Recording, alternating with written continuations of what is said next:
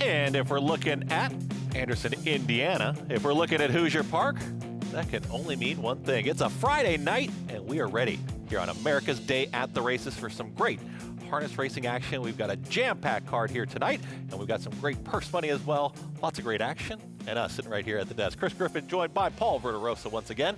Great to see you right here in our New York studio, but we've got some great harness action tonight in Anderson, Indiana. Hey, looking forward to the card tonight that we've got over at Hoosier, and you're looking at some big races. You've got the Hoosier Park Pacing Derby, you got the Caesars Trotting Classic, a lot of familiar faces that we get to see often if you join us on these shows, Lexus Cody and Periculum being the headliner in the Caesars Trotting Classic.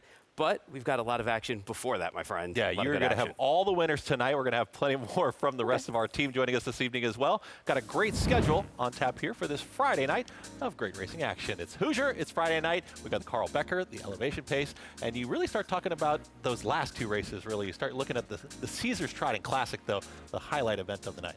Yeah, 100% with a lot of good horses, a lot of good trotters that we've seen. Lexus Cody is touring the country right now. He's going everywhere. So he's the hot name right now, but also in the Kentuckiana, they're going for over 200,000 in that spot too. So a lot of good money on the line tonight for everyone. And if folks have been following us throughout the season, of course, you're going to recognize some of the names that are going to be racing this evening. So really looking forward to some great competition. You know that purse money, once it gets up there, especially at Hoosier Park, we start to really see all the top contenders coming in. But we can't do it alone. We are going to be throwing it to our team that is trackside as well. There they are, Jessica Otten, Gabe Pruitt. Great to see you guys, and a great night ahead at Hoosier. It really is a great night ahead, Chris. Over $1.5 million in purses tonight, Gabe. And one of my favorite times of the season, we're heading into that fall season where you're going to start to see horses kind of coming from every jurisdiction meet up in the 2- and 3-year-old side. Obviously, we follow those older horses throughout the season, like they had mentioned. A lot of familiar faces tonight. But as far as those 2- and 3-year-olds, you're really starting to see them all come together. Yeah, you really are. It's just that time of year, Jess. And we're heading into the fall, of course, and some of the major stakes. It still feels like summer, though, here, guys. We're north of 80 degrees here still at this moment, 8 o'clock Eastern time, just northeast of Indianapolis here at Anderson, Indiana. It's a beautiful night otherwise, fast track, perfect conditions, and excellent racing action. Yes, we're going to see the Canadian Pacing Derby, Maximus Mickey, and of course the Maple Leaf Trot winner and the Yonkers International Trot winner, Lexus Cody. Later on later on tonight, I guess I should say, on top of plenty of more stakes and star-studded action. We're not here alone, though. We're going to bring in Jenna Otten as well.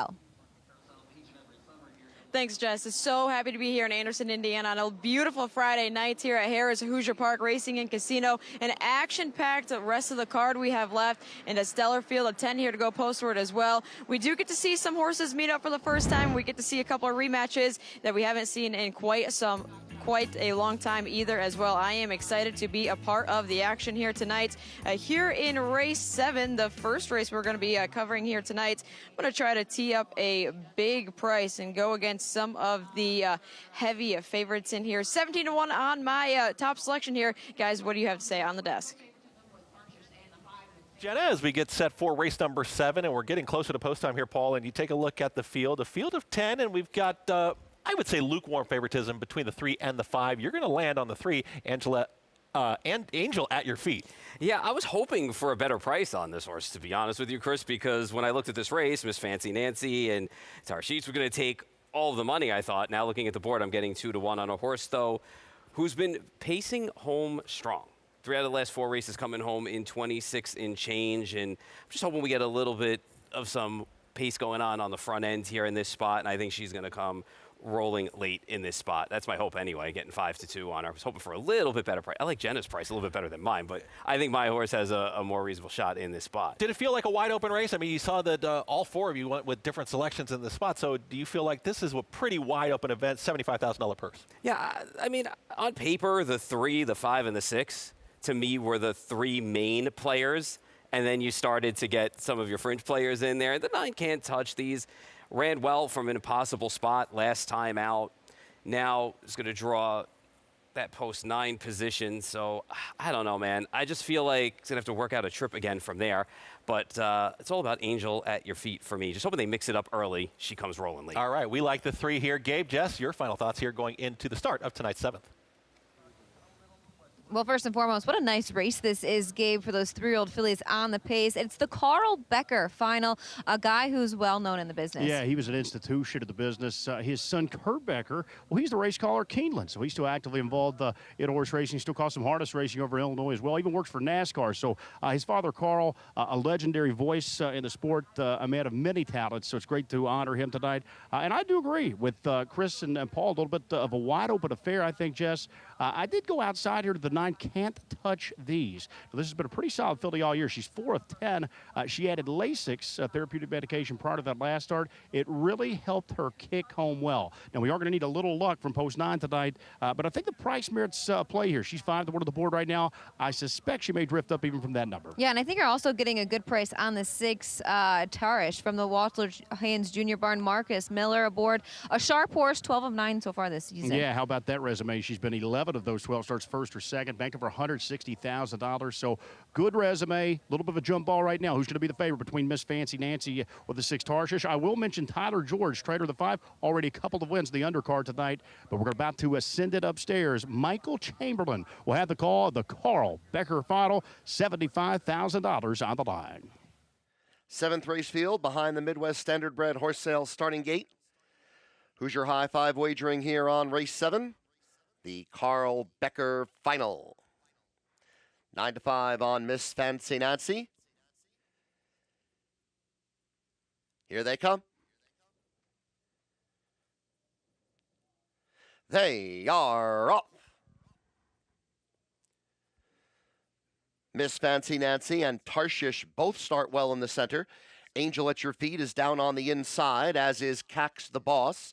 Then Heart Song. Next is Sweet and Speedy. Then after that is CC Rockin' Rosie with Can't Touch These to her outside. The trailing twosome here early on are JK Pearl Stone and Odds On Alexandria. Opening quarter, 26-4, going on to the backstretch, and Tarshish is the leader. Tarshish and Marcus Miller in front. Miss Fancy Nancy sitting in second. And then after that, third is Angel at Your Feet. Cax the Boss is next, fourth. And to the inside, Sweet and Speedy. Heart Song is caught up on the outside. Inside again is CC Rockin' Rosie. Then Can't Touch These is eighth. Racing ninth is JK Pearl Stone. And the trailer is Odds On Alexandria. 56 seconds for the opening half mile. Tarshish with the advantage, moving on to the turn. Miss Fancy Nancy, Angel at Your Feet has moved to the outside, coming on first over now. And then Heart Song is second over. Cax the Boss is inside of her. Next are Can't Touch These and Sweet and Speedy with JK Pearl Stone, CC Rockin' Rosie, and Odds On Alexandria. Head of the stretch, headed for home. 3 quarters, 124-4, 28-4 for the third quarter. Tarshish still in front. Angel at Your Feet to the outside. Miss Fancy Nancy is going to angle out now and try to split that pair. Also moving up on the outside is Can't Touch These. Tarshish in front. Miss Fancy Nancy is now right alongside. Can't Touch These is coming on the outside. Miss Fancy Nancy has taken the lead. And that's 3 winners tonight for Trace Dietrich, with Miss Fancy Nancy scoring in the Carl Becker. Second was Tarshish, then Can't Touch These. It's a photo for fourth, 151-3. And there you have it, Trace Dietrich, and coming up with trainer Tyler George, getting the victory there, Miss Fancy Nancy. And if you drop a trip, it seems like that is the ideal trip, because just stepped out, gets the victory, and wins the Carl Becker. Hey, I got that nice pocket trip. Once the 6 cleared off and went to the top, just had to angle out, find some room, and Trace Dietrich grinded away with pace with Miss Fancy Nancy and got the job done here, pulling away late. Nice trip, good horse so far. 7-4-12 now on the season for her, and I had to come first over, took in a lot of air there and kind of tired late, and I think what ultimately hurt Gabe's horse, Can't Touch These, who ran third, was kind of got caught behind Heart Song for a while, being third over in the flow, and Heart Song just didn't go on. Were you a little surprised we didn't see much pressure early on? It just seemed like the front two just kind of skipped away from the rest of the field. Well, Miss Fancy Nancy got away really well in that spot, and when Tarshish wanted to go, it got stung a little bit out with that 26-4 quarter, but cleared off pretty easily. I thought in some ways Tarshish became a better horse when she had a target in front of her, but she went back to being in front today in this spot, and ultimately she got nailed late by Miss Fancy Nancy. They're both really nice horses, though, in this series. So they both ran well. They look good on paper, and they ran 1-2 in this spot. There you have it there, Miss Fancy Nancy kicking things off, and they were able to get things done. $75,000 purse goes to the 5, and Miss Fancy Nancy and Trace Tetrick already here, and he's having a big night so far. We'll see if that does continue throughout the evening, and we got those big races later on, over 200,000 in those purses as well. Yeah, the purses just keep getting bigger and bigger as we go on tonight. We're going to find out more when we are going to get set to come back, and we're going to talk about a horse that you're very familiar with, right? Lexus Cody, who's going to have a big shot later on, and actually did a pretty good job the last week too. You bet with Naira Bets. Bet any track, anywhere, anytime. Download the Naira Bets app to play today and get a $200 deposit bonus. Watch live horse racing. Get expert picks. Boost your bankroll with weekly promotions and hone your handicapping skills with exclusive tips and tutorials. Download the Naira Bets app now. Sign up now to claim your $200 deposit match bonus. You bet with Naira Bets.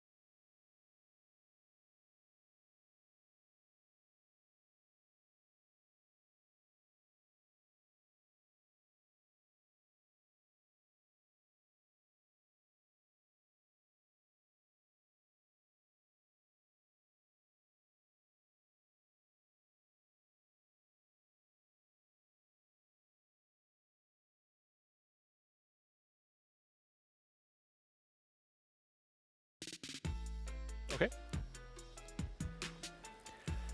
Welcome back here to America's Day at the Races, and just where you want to be, Paul. You want to be in that winner's circle on a big night like this, and Miss Fancy Nancy does get the job done. Trace Tetrick with another driving victory. Yeah, it clears the $100,000 mark lifetime for this filly. Got a nice pocket trip in here, really was able to pocket up. It was just a matter of Trace Tetrick could find room in the stretch. Did. You can see right here, it's going to kind of wait. Where's the room? Where's the room? And there it is. He was able to get her out, and she was able to pace on strong to the wire and go on by a nice horse in Tarshish in that spot, who was 11 for 21 lifetime coming in. So the two best horses on paper ran 1-2 in this spot, and they've got a bright future for the rest of this season against Indiana Brits, excuse me. Top two favorites did control things up front. You do see it in the prices there.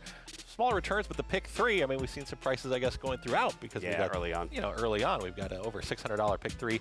Nice returns there. Hoosier Park in the Carl Becker final, and we've got Jenna Otten with that winning driver, Trace Tetrick. Hey, thanks, guys. Joined here with winning driver Trace Tetrick. Trace, this filly has done everything pretty much perfect all season long. She must make your job pretty easy. Yeah, she's really turned the corner and come a long ways, and you know she's very pleasant to drive. She's very willing, so yes, it makes it easy, and she just like driving a little car. You let some Marcus go there. You sat the pockets. You tipped about halfway down the stretch. Did you have confidence that you were going to go past Marcus? Yeah, like I thought it was in a really good spot as long as I could get back out. And luckily the horse first in, kind of got a little weak, so I did have a little room to go. And she just took her from there. You're off to a hot start tonight to keep the ball rolling. Hey, thank you. Thank you very much, Jenna, there with Trace Tetrick, and he's got his game face on. He knows that it's a big night tonight, and he's going to be able to continue on. But we've got race number 8 that's going to be coming up, and again, you haven't seen a purse under $75,000 on our air tonight. You're going to just see it continue to go up. Do have one scratch in here of Dancing Dreamer, but it is the Elevation 1 mile pace.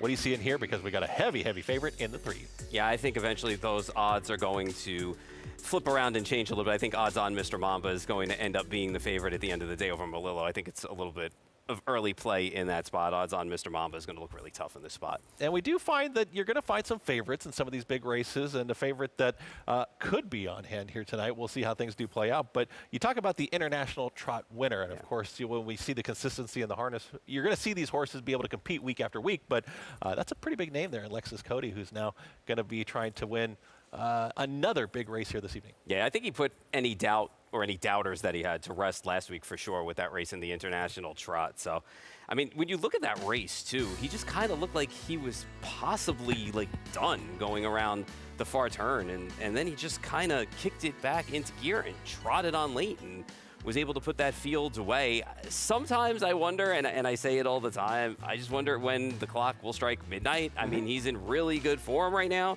but he's also been touring the town.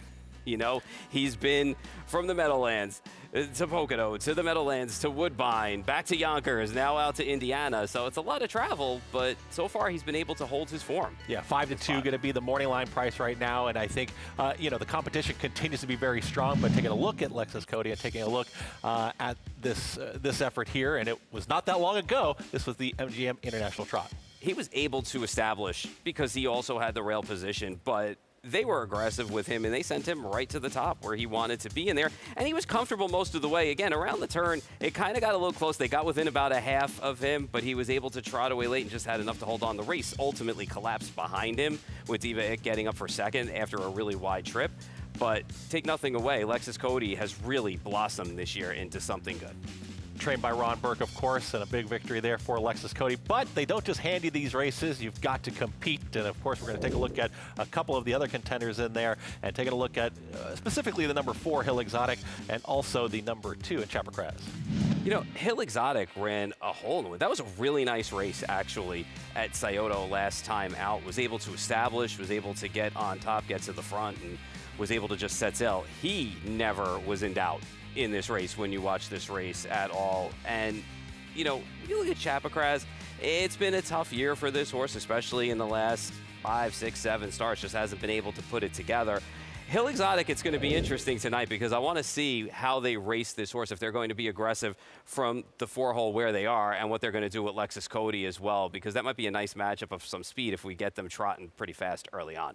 All right, that's what you hear from a couple of the contenders. But if you have a race like this, it's got to have a local favorite too. And of course, we're taking a look at Ponda Jet, and Ponda Jet is going to be one of the hometown crowd might be cheering for a little bit in this spot. Yeah, I mean, how could you not like this horse? And we've seen this horse a couple of times on shows we've covered as well. This year's having a good year too. 11 for 18, 17 for 18 in the top 3 spots, and just keeps on rolling at the age of 5. So been doing well against open types. Another horse who likes to be forwardly placed in this spot, and is my good friend, the late Dave Brower, used to say they all can't go to the front. So it's going to be interesting to see what happens in here. Obviously, his best calling card is being in front, so that's why I'm hoping we get a little action in this spot. Yeah, the speed could be interesting, right? Ponda Jet right next to Lexus Cody. We'll see what happens when they do send them off in the race later on tonight, but it should be enough pace on hand, you do think? Well, we'll see how they come out and how the drivers want to use their early trotting speed. I mean, again, when you're going for that money, you hope that they're going to mix it up and do their best to get their horses in the best position. You never know what happens when they come off the wing, so we'll see how it plays out later on. But it is a good group of horses in here, a solid group. Looking forward to that. And, of course, you've heard what Paul likes in the race, and now I think we got to find out what Gabe and Jess like in the race, of course. Taking a look at the big one there, race number 13, the Caesars Trotting Classic. What do you guys think trackside? Well, I think it's a good race, first and foremost, Gabe.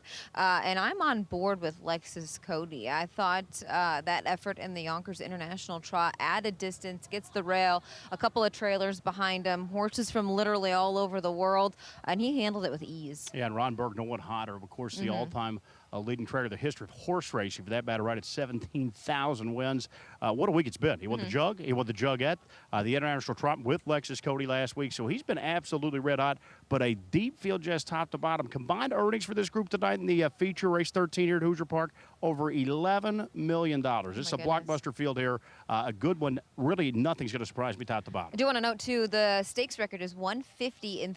It's Academic had that in 2023, and then it was tied last year in 2024 with Winner's Bet. So 150-3 is on the line tonight with a nice group of trotters heading to the gate for this Caesars Trotting Classic. Back to you guys. Thanks very much, Jess. And of course, yeah, you take a look at what they like, what you like, and we'll just see how the evening does progress and find out more. But we've got the Little Brown Jug, and we have a former winner, of course, and we're going to take a look at that horse when we come back. It's By the Missile, that former Jug winner. Will be in race 11 tonight. Plenty more here on America's Day at the Races.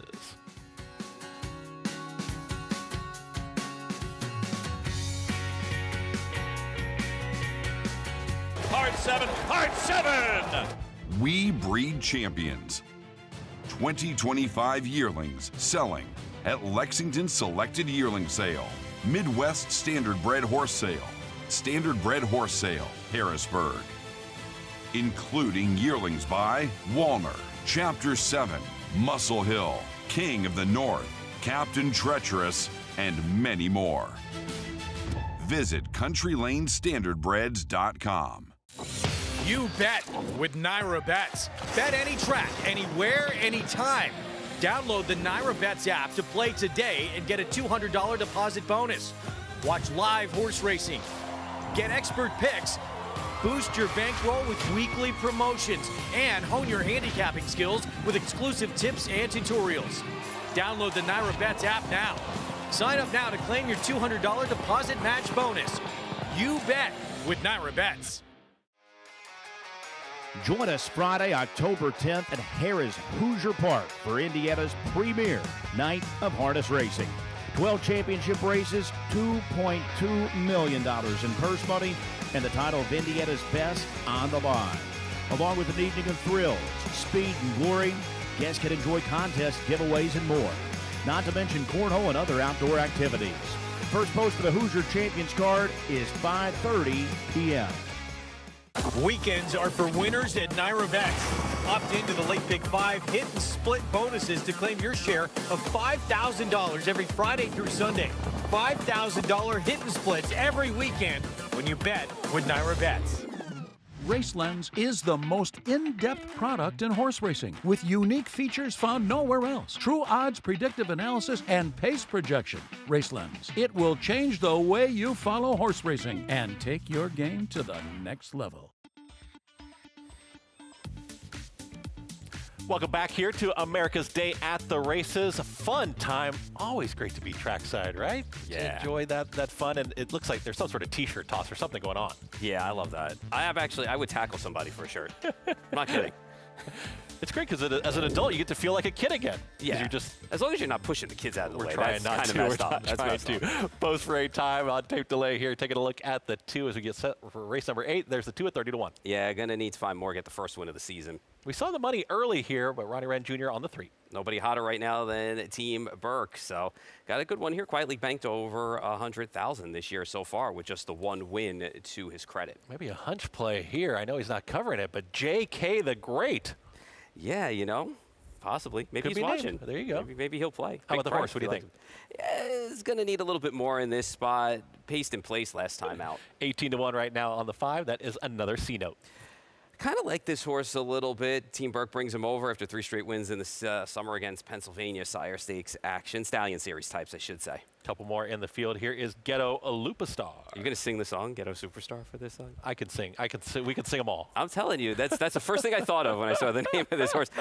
Another Ron Burke horse in here. He's got 3 in here, longest price of the 3. Well, actually, not the longest price at the moment, second longest. And there's Dexter Dunn and a 1-9 favorite right now in odds on Mr. Mamba. That was an impressive win last week for this horse. So I know it was a perfect trip for him, but it didn't matter. He's the now horse in this field. He should be 1-9. That 149-2 he ran, I think, makes him the co-fastest horse at Hoosier Park with that 149-2. So I think he's the goods in here. He's 1-9, and I think he should be. And who'd you land on here? You are going to go with the favorite? Yeah, I'm going to go with the 7 in this spot. All right, 1-9 right now on odds on Mr. Mamba as we get set for race number 8. It's the Elevation, 2-year-olds, Colts and Geldings. It's the start of a pick 5 as well. Look at that. We are all in line here with the same top picks, but start of a pick 5. I know there's some great wagering opportunities tonight at Hoosier, Gabe Pruitt, but what do we think going into this 8th race as well? This is the start of a pick 5 sequence. It is indeed, Chris, and I think we have a slam dunk single to start this pick 5 sequence. I'm like you guys, odds on Mr. Mamba. I'm not sure I've ever met a 1-9 I did not like. I certainly do like odds on Mr. Mamba. Jess, he's won 4 consecutive races. Tell you what's so impressive about that. He's won it with ease. He actually equaled the track record here at Hoosier Park 2 starts ago, 149-2 for the mile time. So we'll see if he can maybe break his own track record here tonight. And the interesting thing with that, so he's the co-fastest 2-year-old of all time here at Anderson, Indiana, over stretch been around since 1994. So that's pretty impressive feat. He's won 4 in a row, just 5 career starts for odds on Mr. Mamba. I'll tell you what the most impressive thing is: the earplugs. These standardbreds will wear earplugs in their ears, and you're going to take a look back at that September 12th start right now. That's the last one. He's going to be geared down here for driver Dexter Dunn. This was just 1 week ago on a Friday night, $130,000 stake here. And take a look at Dex's body language. But he is just absolutely sitting like a statue. Odds on Mr. Mamba just continues to accelerate. And the point I was getting to there, the earplugs. Drivers have earplugs that can kick out when they really want a horse to explode, so to speak, and hear all that noise. Guys, they haven't even had to take the earplugs out. He's won under wraps, so to speak, just completely geared down. And I do think it's the first race here, Jess, that he's taking on other company than just Indiana restricted. He's been against colts that can only race in the Indiana program. This is an open type race. So we do have some horses coming in from Pennsylvania, Illinois, and some other jurisdictions, but I think he can handle it. So I think it's a little bit lesser purse, 75 or 93,000 to change than he was in last time, but I think the company a little better, but I see no reason he can't pass yet another test and pick up his 5th in a row. Yeah, I definitely agree with you and echo all those thoughts, Gabe. And Dexter Dunn and Melanie Rand, they teamed up yesterday to finish 2nd in that Little Brown Jug behind Blueprint, of course, and they were really confident in this colt. He's just got those 5 starts on the season, really bringing him into this later part of the season with ease. And this is a perfect example, like I said earlier, of horses kind of coming from all jurisdictions and meeting up. And we're going to continue to see that over the next couple of weeks. I do want to give a quick hit on the 3, Malillo from the Ron Burke barn, one of 3 Ron Burke trainees in here. Just 1 win from those 7 starts, but pretty sharp coming into the race. And he's been against killer company, Jess, and he's been on the board all 7. He's already earned over 6 figures. A son of Sweet Lou, just like yesterday's Little Brown Jug champion, Lou Print for Team Burke. This is another homebred for Team Burke. And I know that Ronnie's pretty high on this colt. He exits that $300,000 stakes event last out where he finished a good solid 3rd and behind a good pair. It's a little bit of a heavyweight bout here. Now, I am a little bit shocked that we see this discrepancy on the odds board. I thought Malillo would take a little more play here, maybe around the 4 or 5 to 1 range, whereas odds on Mr. Mamba, he is going to be odds on, possibly. He floats up a tick off that 1-9 price, but make no mistake about it, they're not in alone, but these are the headliners here on tonight's Elevation Pace. Gabe and I are both on board with the 7 odds on Mr. Mamba. We'll send it over to Jenna to see if she's also on board with the 1-9 favorite. Hard not to be on board with this guy here. A 1-9 is probably going to be the price when it's all said and done. He does step up against some horses that he hasn't faced before. But one thing that I really like about this guy is they've kind of raced him all over the place. They've raced him from the pocket. They've raced him from off the pace. And I think that is a key part to 2-year-olds. You don't want to get them too fired up and leave the wings each and every week. And they have really brought this guy along in the correct way. He was a winner by 6 in that track record performance, 49-2. Dexter Dunn jumped in the bike last time out, sat the pocket before feeding Birmingham racetrack. He was geared down by the wire there in 50 flat. It's going to be hard to jump off board of this guy. There is a little bit of value there with the 5-horse, another C-Note. Yannick Gingras sits behind this Ronberg trainee. He was a winner 3 back and against that Stallion Series company at Harris, Philadelphia there. He was a winner, and Yannick tends to get the most out of this guy. He's got a mark there, 52-1. It's a horse race. We don't have to pay it out. That's why we have to race them, I should say. But 1-9 seems about right on odds on Mr. Mamba. Post 7 should not batter for the son of odds on Equilius. I'm on board, but again, there are 6 others to his inside. Team Burke does send out 3 in here. So if they decide to mix it up there and make odds on Mr. Mamba work a little bit, it could get a little bit interesting. As I said, that is why we race him. But he has looked the part there. Over $109,000 in the bank there for Team Melanie Red in odds on racing. Again, Dexter Dunn in the bike for the 2nd consecutive week here. And another horse coming off of a sharp win, you could say, at Harris, Philadelphia. Ghetto Lupa Star. Chris Page has the lines here for trainer Ronberg. One thing I like to say is never discount a win, and that is what he was able to get last time out from post 6. Again, have to race him here, but 1-9 seems about right on the horse that gets to start from post 7, and I'll be on board with them.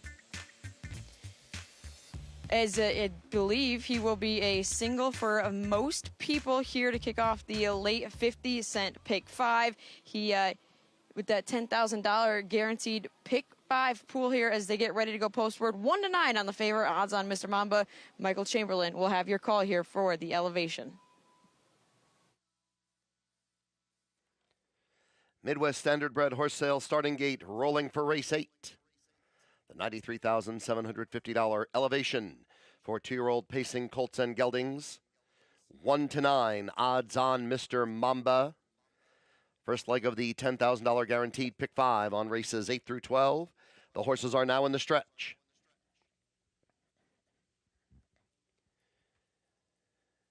Here they come. They are up. Good start for Malillo down at the inside. J.K. the Great gets away second. Odds on Mr. Mamba to the outside of another C-Note. Ghetto Lupa Star is 5th, and the early trailer is Nix MJ. Banking onto that first turn, it is Malillo with the lead. Malillo in front by just a length. J.K. the Great is sitting second. And then it's another C-Note as odds on Mr. Mamba tucks in 4th. Ghetto Lupa Star is racing 5th. And Nix MJ is the trailer with the opening quarter up in 26-3. Moving on the backstretch, Malillo the leader has it by a length. Pocketed second, J.K. the Great, and then racing third, another C-Note. 4th is odds on Mr. Mamba, the favorite about 5 lengths off the lead at this stage. Then it's Ghetto Lupa Star and Nix MJ continues to trail as they now come to the half-mile pole. Malillo has led every step of the way with that opening half up in 57-2. J.K. the Great comes next, then another C-Note. Odds on Mr. Mamba, and then Ghetto Lupa Star. Nix MJ went off stride. Nix MJ went on a break as they entered the second turn. On that turn, Malillo's in front. J.K. the Great, another C-Note, has moved to the outside, as has odds on Mr. Mamba, who now has to go 3 wide. Dexter Dunn has to send odds on Mr. Mamba very wide into the racetrack as they come to the top of the stretch. 3/4 time, 125-3. Malillo is the one to catch, and odds on Mr. Mamba is taking aim. J.K. the Great down on the inside. Then another C-Note and Ghetto Lupa Star. It's Malillo trying to withstand odds on Mr. Mamba. The 1-5 favorite is now right on even terms with Malillo. Odds on Mr. Mamba. Malillo. Odds on Mr. Mamba. The winner! Malillo was second, and then it was J.K. the Great and Ghetto Lupa Star in 151-3. Really nice pace there, and at the end, Malillo got the jump, and it looked clear, almost looked home, but here he comes. Even it was 80 degrees out there, still a cool customer, Dexter Dunn, getting odds on Mr. Mamba to the winner's circle. Yes and no. I'd be interested to see what Dexter says about this, because I think at first, he took the seat, and ended up 4th. I think he wanted to drive on at first, and then it was just like, okay, we're going to talk. Had to come second over behind another C-Note and just said, all right, this is enough, because another C-Note wasn't going anywhere. Had to wheel 3 wide and actually wheeled really wide and needed every inch of that long stretch to get by Melillo. Melillo ran exceptionally well in defeat, taking the initiative and going to the top here. I mean, you could see odds-on Mr. Mamba flying 3 wide around the turn and really gathering momentum, but Melillo still had something left in the tank. But this is a nice horse in odds-on Mr. Mamba. It took everything tonight to get the job done. Dex had it measured. Jess, Gabe, what did you guys think? Did you see the same thing? I thought cool customer there, Dexter Dunn. Yeah, he did do a little bit of urging there late in the lane, Gabe. But 26-3 opening quarter. He definitely got that second quarter breather. And when Dexter moved him 3 wide, almost 4 wide, almost looked like he half blew the turn there. Yeah, I think he got a little green, Jess. Yeah. I think when he was wide there, that wasn't really by design. I think it's a horse just learning to race. But it was just his 6th start tonight. Let me tell you, if Melillo couldn't beat him tonight, I don't think he'll ever beat him. He got away with larceny here at the front of 59-second middle half. He was just strolling along there, doing no work whatsoever. He was able on the front to sprint his final quarter of a mile in 26 seconds, which mathematically puts odds on Mr. Mamba in a tough spot. He was still able to make up the ground to get it done. Jenna Otten, I know, is standing by trackside. She's going to catch up with driver Dexter Dunn to get his thoughts. Hey, thanks, guys. Dexter, just your second ever time sitting behind this colt, and wow, was he impressive yet again. Yeah, he's a really smart colt, Jenna. You know, that was pretty good effort to run down Ronnie there with the fraction. So, yeah, loved him both times I sat behind him. He's got a bright future, I think. You were sitting 4th there. You had to tip him 3 wide, maybe almost 4 wide there around the turn. Did he kind of blow the turn a little bit? When I moved him, he went to go that quick. He did a little bit, but he straightened back up. And you know, like I said, it was a you know, off he got home really quick last quarter to catch Ronnie. It looked like you had a Ronnie measured there. Were you confident you were going to get past Ronnie in the stretch there? Yeah, I felt so. He was paced along pretty hard there, and you know, Ronnie's one fought back a bit, but he had him covered in the end, so it was good. Great job, Dexter. Best of luck the rest of the night. Thank you. Odds on Mr. Mamba captures the evolution here tonight.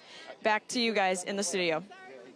Thank you very much, Jenna. And you take a look at those 2-year-olds. It's nice to see those good 2-year-olds square off because, you know, they still have plenty of races ahead. Yeah, we haven't gotten even close to the surface on some of these horses in 5 to 6. 5 for 6 now lifetime for odds on Mamba. Favorite does get the job done. We saw some short prices up top. Big long shot there. JK getting in there. JK the Great there finishing 3rd. Melanie Wren and Dexter Dunn, they team up and get that victory in today's 8th race. The elevation pace, odds on Mr. Mamba. When we come on back here on America's Day at the Races, we're going to talk about horses and our veterans. Come on back.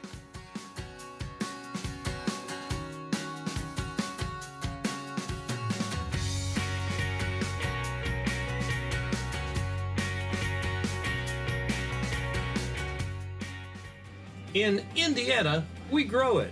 And when it comes to harness racing, the Indiana program has grown to become one of North America's very best.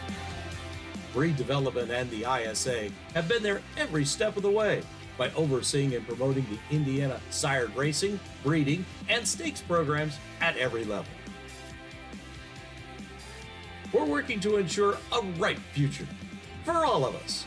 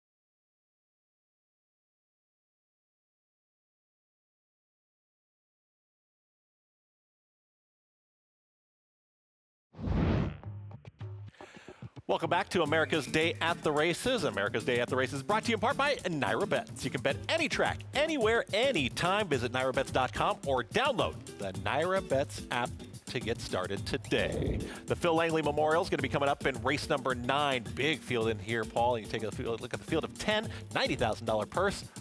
Where's the betting going to go? Where are you going to go? I'm going to end up on to Norway, the 7 in this spot. Once again, looking at that guy, Ron Burke, trying to get the job done. But this horse, I mean, they purchased this horse this year in their 3-year-old season. And I mean, he's been nothing but spectacular. He's 14 for 15 this year in the win column. Can't beat that. Looking forward to that Phil Langley Memorial. And of course, the bond between horses and humans is a connection that we see at the racetrack every single day. But for the great folks at Warrior Ranch, they recognized this real connection, and they felt like it would do very well to serve our communities. Warrior Ranch Foundation began out of love of country and love of horses. Horses are very healing. They feel everything that you feel, and they mirror your emotions. So you have to be 100% in the moment when you're with a horse. We want that connection for a veteran who's isolated or suffering from whatever symptoms you may be suffering from. Isolation is one of the first things we do. It's one of the most detrimental things. And once that human-horse connection is bonded, it also helps them to build a larger community. I met Paul Martinez about 4 years ago. He asked me if I would be interested in helping him with a driving program. So I said, sure, I'd be happy to. I can't say no to veterans. I sent them to the Standardbred Retirement Foundation, had them pick out a horse. Standardbred Retirement Foundation had 400 retired horses. And what did they come home with? But a horse too big to fit in my equipment, all beat up, scarred up, and with one eye. He turned out to be the best possible thing. These vets have all bonded with him. I think they relate to him. He's kind of an old warrior like they are. You know, if you're sitting in a saddle, you're by yourself. And that's not a good place for a veteran to be. But if you're driving with Robbie at Warrior Ranch, you're sitting next to your buddy, just like you're sitting next to your buddy in a truck, you know, or a Humvee, just like back in the day. The first time I rode with Sully, it was the most calming experience, and I credit him for restoring my tranquility. What happens is there's a natural connection where the veterans share their stories with each other. I found that to be very, very powerful. It's given me a family and a community that I'm a part of, and I know no matter what, that's always in my back pocket. If I've got a problem, I'm gonna call someone from Warrior Ranch, or I might call Warrior Ranch directly, and I've got a team of people that are gonna help me out and support me. We thought this was an excellent opportunity to show our support because these veterans have literally put their lives on the line for us. Every single one of them should be treated fantastic when they come back home. As I told Robbie tonight and those guys standing down there, this country loves you and we appreciate them for everything that they do. You don't realize how much you touch lives. We are saving lives. They saved my life. It's the least I can do. If we're helping one veteran help adapt to society, I think the better question is, why wouldn't you do it? It was Eileen's dream. We made it be a live dream.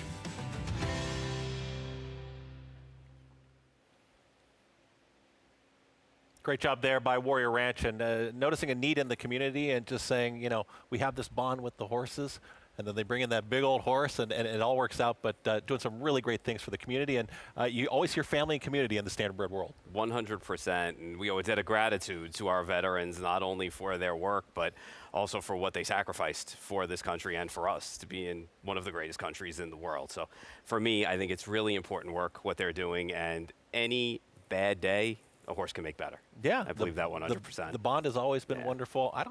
I'm still working on mine. I got to get used to it. I didn't grow up around horses, so we're still working on that connection. Get to the barn more often. I know. I really have to. Hang out. Get out of the booth once in a while. Yeah. But really wonderful things there at Warrior Ranch, and we congratulate them and their continued success. All right, we're going to have a break here. We're going to come on back with plenty more. We've got the Phil Langley Memorial coming up. Still, so much show here on America's Day at the Races.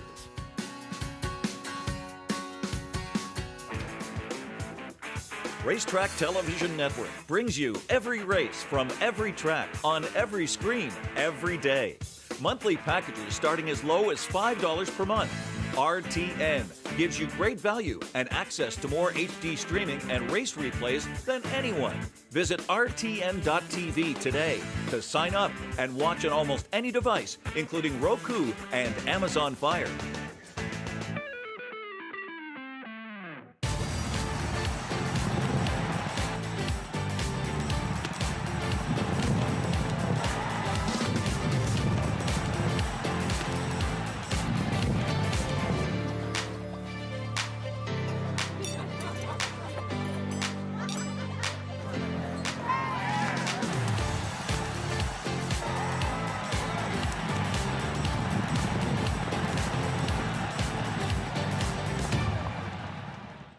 There's a big, bold, beautiful world waiting to be explored by you and your friends, of course. But not just any friends, the best of friends. The kind of friends who let you do you. Because in this world, it's positive vibes only.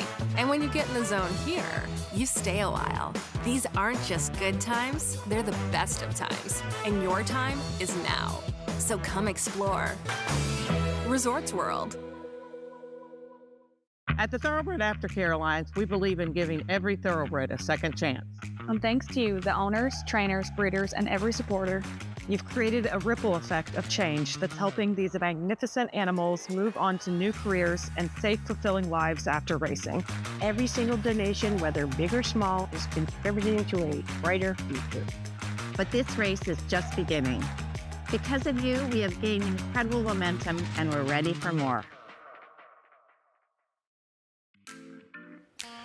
Back here on FS2 and America's Day at the Races. Beautiful shot there. Anderson, Indiana. Harris Hoosier Park. It's a great night for racing. A little warm, as Gabe Pruitt was telling us, but we got the Phil Langley Memorial coming up. $90,000 purse, 1 mile.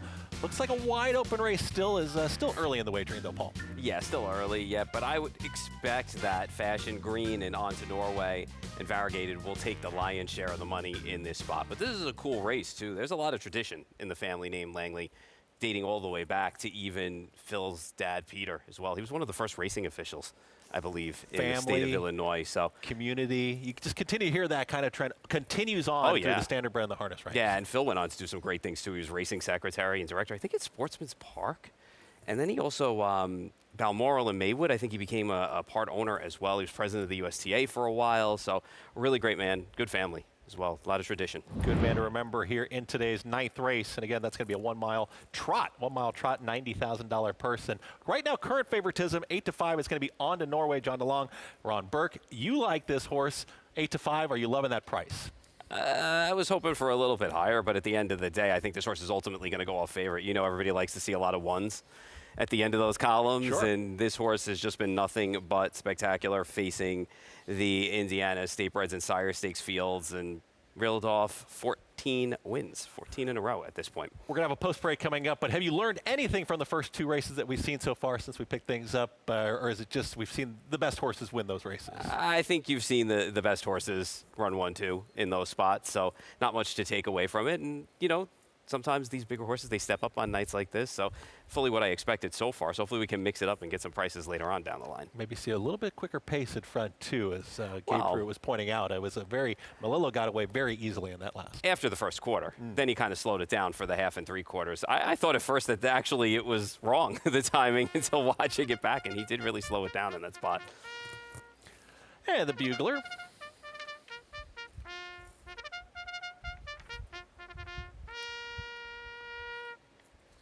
Bugler bringing him onto the track, and we're going to go to the trackside here for a post parade.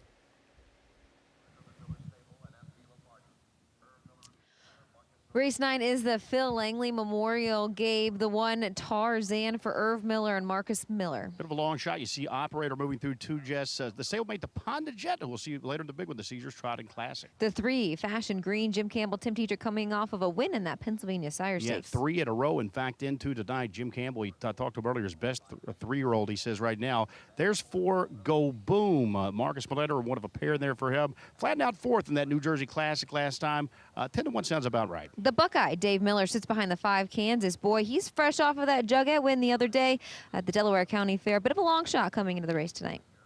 Indeed, he is. There's 6, Eugene the Genius, coming through, another big price. He was the king of Indiana last year, just 8 of 10 over 350,000. His 3-year-old season not quite as prominent, just 2 of 12 so far. On to Norway is up next for Ron Berg. John DeLong, 14 wins from those 15 tries so far this season, and it's 14 in a row. Yeah, he's been incredible. The 8 variegated we're going to see move through here. This is the other Marcus Belander trading. He picks up the services of Dexter Dodd here. He's coming off a runner-up and that $300,000 Sire Stakes Final Batavia. Early speed, typically his weapon of choice. Father TJ for Jeff Cullifer and Trace Tedrick from Post 9. A bit of a late start to his 3-year-old campaign. He's just getting back on track. And the post-hidden status here, Elon Hanover start from the second tier. But he does come off a win against Lesser Company. That was a $50,000 stake. But just his 4th start back of the season. He's lightly raced. Gabe, we were just talking a little bit off camera about On to Norway and that 14 in a row win streak there. I think 2-to-1's a pretty nice price. It really is. If it holds, that's going to be the key question here, Jess. How about the trainer Ron Burke and his connections? They just look to actively buy horses. This guy was racing, for Prior Barn here. To start the meet at Hoosier. He was a second. His first start, he came absolutely roaring, Jess, on the end of it, a close runner-up finish. Team Burke reached out, and they reached a deal privately to take over the training and obviously to race this guy. He's ripped off 14 in a row since that point. I'll tell you one of the key things that got the deal done. The Black and White Stable from right here in Indiana, they were the previous owners. Okay. Ron Burke said, hey, how about you just stay along for the ride? It's been quite the ride so far for On to Norway. You know what I really like about this guy too, Gabe, is he's plenty versatile. And I think that's something that a lot of these horses need as they continue to grow older. He can leave the gate. He can sit parked for that first quarter. He can let the dust settle before moving. And I think that's really key. Now you're getting 5-2 on him. Yeah, and that's a good price. I still don't think that's going to hold. How about last season at the age of 2, he made $24,000. Jenna Otten, he's made 10 times that already at the age of 3. He's right at $240,000 into this one tonight. Who do you see here in race number 9? I am going to go with the 7-horse On to Norway here. He is riding that 14-race win streak. He has just been ultra consistent throughout really the whole course of his 3-year-old season. It doesn't matter where he draws. He always gets involved off the wings pretty early there. Post 8 last time out, no problem. Regular pilot John DeLong opted to move him to the front end. 53-1 efforts. He was getting tracked down there, but I think he was geared down, sent off as the heavy favorite. Now, if you do want to go with a hunch play in here, Go Boom gets to start from post 4 for Scott Zeron and Marcus Melander. He is a good value play, but again, I will side with the local horse who is hot. That can kind of be an advantage sometimes here. I feel like at Harris Hoosier Park, the horse that has more starts around the oval may have a little bit more of an advantage, but if you did want to tee up here against On to Norway, as he is the second choice on the board right now, not a bad play. Chris, Paul, how do you guys see race 9 playing out? Yeah, taking a look, Paul, here at this 9th race, and it looked like everybody again on the 7. So the 7 at the 2-to-1 price, and now the 3, Fashion Green, is down to 8-5. So the betting continues to be between those top 2. But what we didn't see in some of the prior races were some more of these mid-range type prices, the 2, the 4, the 8. So maybe it's a little bit more wide open. If you liked the 1-9 favorite in the last, now do you like some of these horses on your ticket here, these mid-range prices? Yeah, you could certainly open things up in here. The 8 variegated for me at 9-2 isn't a bad choice in here. I've always liked this guy too. He's been solid in New York Sire Stakes action. Even had a second in the Yonkers Trot behind Super Chapter earlier on this year. So 2-back kind of came first over in that spot, and he kind of just gave it up late after being out for so long. So the last time he was more like himself because he was able to get to the top. He was able to establish, and he only got run down late by Happy Jack B. Was not a bad start at all. He trotted out to the wire. He looked good, and he looked like his old self out there. So we'll see what we get from him tonight. He's good enough on his best in a spot like this. Yeah, he threw your curveball there because I know you're making a case for some of these other contenders, but that is the one that you really like, and that is the 7 in On to Norway. Yeah, I mean, listen, look, we're at 14 in a row now for this guy, so it's hard not to like him, right? So he's just a win machine, and he finds the trip. Doesn't matter where he is, whether he makes the lead earlier, whether it takes him a while to trot off of cover and come down the stretch strong. It really doesn't matter at this point. So this is a really cool story for Team Burke and the Connections because they bought him earlier this year. So he finishes strong at the end of the miles, which you'd like to see.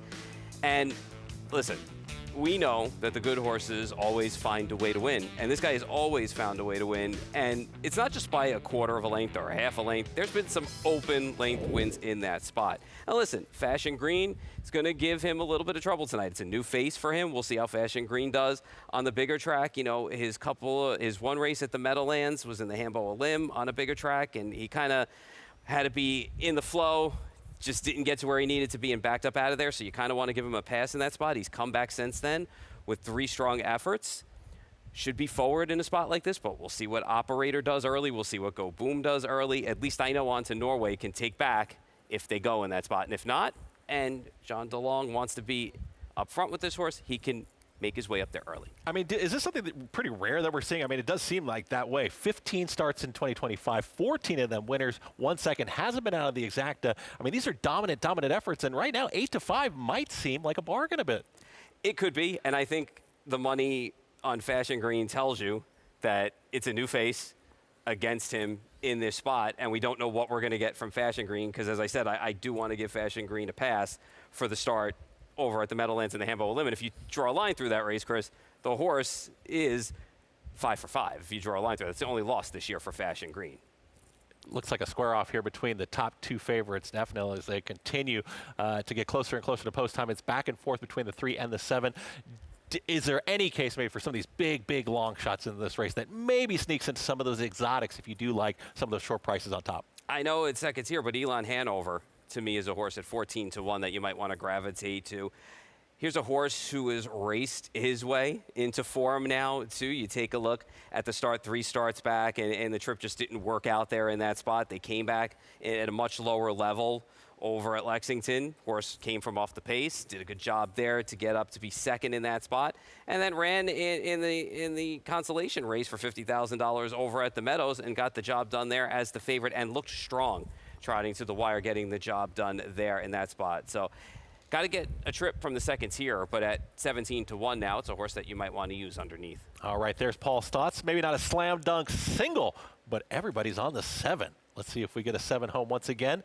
Phil Langley, great horseman, great part of harness action, and this is the Phil Langley Memorial 1 mile. A trot, $90,000, and track announcer Michael Chamberlain with the call. Is Daniel Bragg. Bankroll of $77.40. 55 people total beat the boss tonight and will be entered into the $250 drawing tomorrow night. 9th race field now behind the Midwest Standard Bred Horse Sale starting gate. 3-2 On to Norway. Pick 3 on races 9, 10, and 11 beginning here. And off stride is Fashion Green. Fashion Green went off stride before the start. They are off. Operator starts well. Go Boom moves up for the lead, and On to Norway charges up too. Then Tarzan. Up on the outside is Variegated. Eugene the Genius is next with Elon Hanover. As the field goes on to the turn, racing next is Kansas Boy, and then 2 lengths behind that is Father TJ, and still off stride and at the back of the field, Fashion Green, the opening quarter, 27-1. On the back stretch and moving up on the outside is Variegated. Variegated now in front. Also charging up outside is Operator. Operator comes on to take the lead from Variegated. All that leaves On to Norway back in 3rd. Next is Go Boom. Tarzan is racing 5th with Eugene the Genius to the outside. Half mile 55-2, second quarter 28-1. Operator has the lead going on to the second turn. Variegated is second. Here comes On to Norway, moving up first over now, advancing from 3rd. Eugene the Genius is to the outside of Go Boom. Next are Elon Hanover and Tarzan, then Kansas Boy and Father TJ. Operator leads, but On to Norway looms on the outside. 3/4 on the board in 1:24. Operator On to Norway now charging up on the outside. On to Norway has taken the lead. Operator trying to fight back to the inside. Variegated is 3rd. Then Eugene the Genius. Final 1/8 of a mile. On to Norway with the lead by a length. Operator is 2nd. Variegated is 3rd. On to Norway in front. On to Norway wins once again. Operator was second, and then variegated close for fourth. Eugene the Genius and Kansas Boy, 151 and 2. And it's John DeLong and Ron Burke teaming up onto Norway. Onto the winner's circle once again. Frustration if you're in the fashion green camp, but dominant victory once again onto Norway. Yeah, left for position early, ended up being in the 3-hole, was able to slide out before the 6 Eugene the Genius got there, came first over and just steamrolled by a horse and operator who was in the action early on, got to the lead, and I think that half kind of stung him up, but still ran a decent second. Maybe not a dominant effort, maybe more of a workmanlike effort there, but onto Norway gets it done. Tremendous job, and trainer Ron Burke continues his winning ways. Hey, head on over to FS1. We've got plenty more. We're going to jump on over there. We got some more harness racing action for you, so meet us on over there. FS1 for more America's Day at the Races.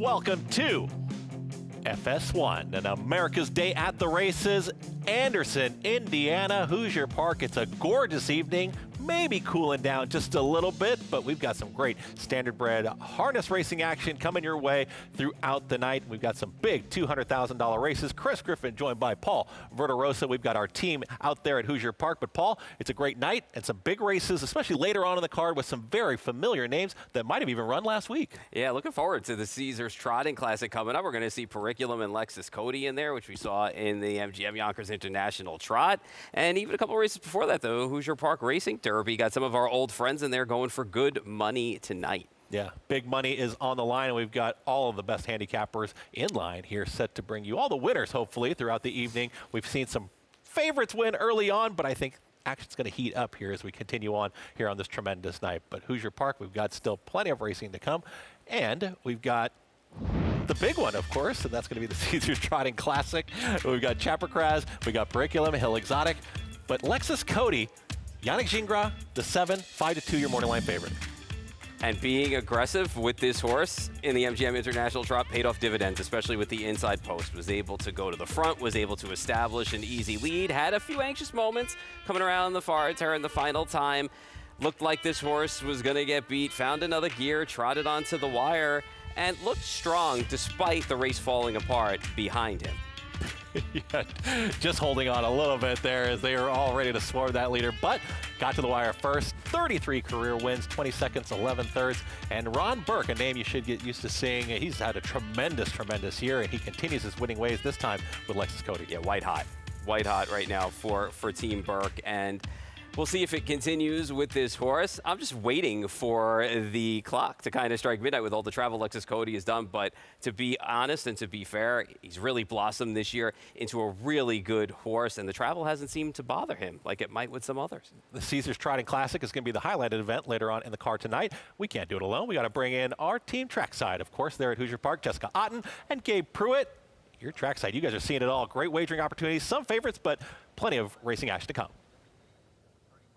Yeah, definitely, 100%. And this is the time of year where we're going to start seeing horses come from just about every jurisdiction, Gabe. On the 2- and 3-year-old side, we've kind of followed those older horses throughout the season, but it's really going to make up for some nice matchups later on the card tonight. And they alluded to that Caesars Trotting Classic, the highlighted event on tonight's card. $1.5 million of purses up for grabs. And they were just talking about Lexus Cody, Gabe.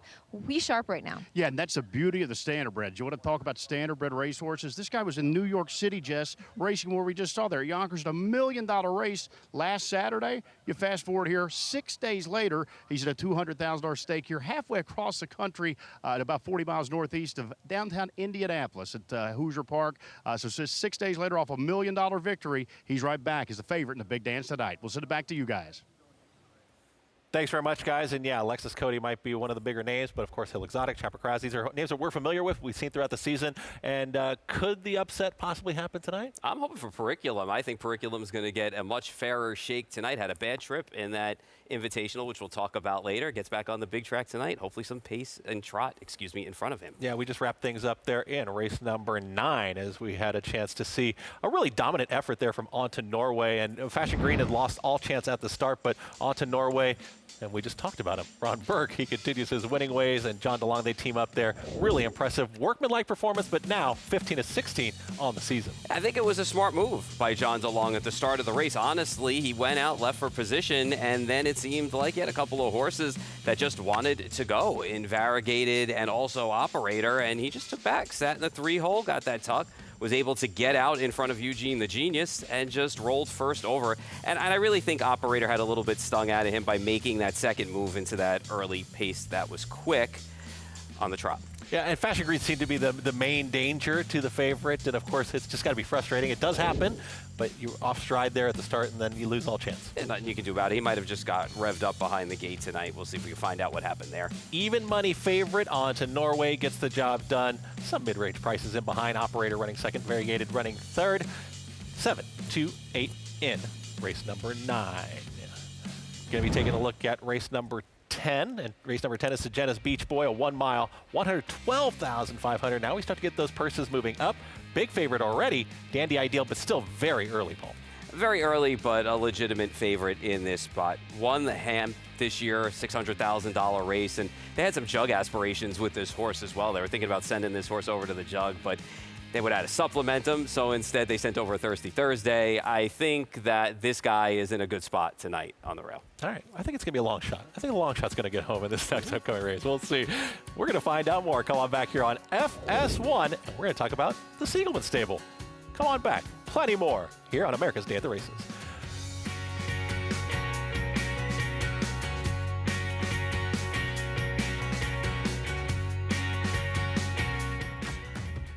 Connect, a Grade 1 winning millionaire, making his mark as a sire. With Rattle and Roll, a Grade 1 winning 2-year-old. Graded Stakes winners Whitwaters Ran. Implicated. Apple Picker, and Forever After All. Connect, a proven sire in the making. Standing at Lanes End Farm.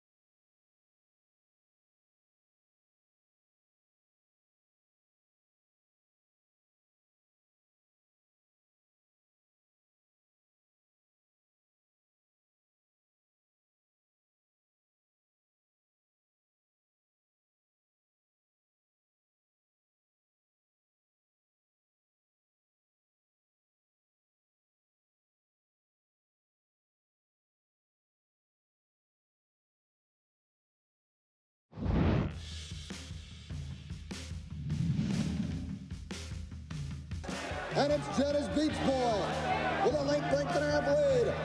Riyadh second, and Riyadh angles to the outside, over the far outside. Campbell trying to get into it, would stand forever in deep stretch.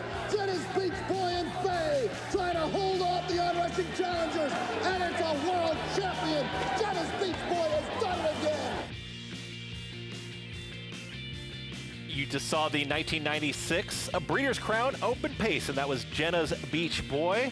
Jenna's Beach Boy with a tremendous effort there. It's always nice to hear the big crowd noise in behind, the bellowing announcer to get them home. But Jenna's Beach Boy, who this upcoming 10th race is going to be named after, but nice performance there and deserving, of course, of a named race. Yeah, 100%. I also love seeing the old bikes that they were in as compared to what we race in now, too. So it's pretty cool just to see the technology, the way it's come from them, but a superior horse, for sure. Yeah, tremendous effort there from Jenna's Beach Boy. And, of course, this upcoming 10th race is going to be named for Jenna's Beach Boy. And a nice field that is signed on in here. And, I mean, was there any horse that you were kind of looking at in particular jumping out? I didn't get your top pick yet, but clearly there's got to be a top pick in here. Yeah, I mean, Dandy Ideal for me is going to end up being the top pick, but Twisted Destiny is a horse that I would give a long look to on the outside. Just getting away from the likes of Prince Hal Hanover and Luprint, who obviously won the Little Brown Jug yesterday, I think is going to help this horse immensely. So, and second choice on the board right now, too. So I thought that those were the two in this spot where the lion's share of the money was going to land, and right now it has. All right, Jenna's Beach Boy is our stakes race coming up. Nice purse right in there. And, of course, you talk about the family names and some of the barn names and some of the household names in harness racing. And you've probably heard of Seagelmen Stable if you've watched plenty of standard bear racing. But did you know also Seagelmen Stable has moved on, and they are a brand. Check this out. I bought SiegelmenStable.com through Shopify, launched a Shopify. The reason we're here tonight is because of Shopify giving us an opportunity to bring our e-commerce business into a real life setting and give people the opportunity to touch and feel our clothes in person. Building the off-track betting saloon, allowing people to mark off, what they're going to buy on the betting slips. It all just feels like such a fun way to display the brand and to make commerce exciting. I think in terms of obviously Seagelmen Stable and my dad, you have the racehorse story, the harness story, and his story, but he's always had that additional layer of equine therapy and giving back. And we basically took what he was doing, instead of me getting in behind the horse and training horses or riding horses, I decided to go a different route, and I never got into it other than just living through him and going to the races and going to the track when he was training the horses early in the morning. Seagelmen Stable is now in its second iteration, but I think again leans still back into the backbone of what he was passionate about in addition to training horses is the equine therapy bit and giving back bit. So I think I'm taking it now in the fashion way and also still instilling that piece of Seagelmen Stable that I think will live longer and longer beyond the training, the driving, the fashion, and what we can do to give back. And I think it all plays a role within the storytelling of Seagelmen Stable from the beginning until what it is now. When he first started doing it, what meant the most to me was that he realized how important equine therapy was to me and how important it was that side of my stable, that I always opened up the stable to kids, and that he realized how important the charity work was for me. I think it's also a good opportunity to expose racing to people that don't even know what harness racing is actually. It's a whole new world that's wearing harness racing hats that never would have won.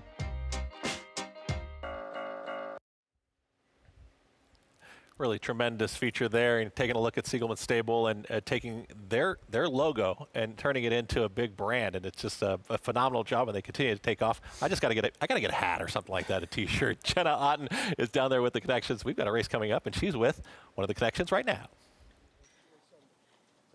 Hey, thanks, guys. As they head to the track here for the Jenna's Beach Boy, Chris Page will sit behind Harrisburg Heights, and you're his regular pilot in Ohio.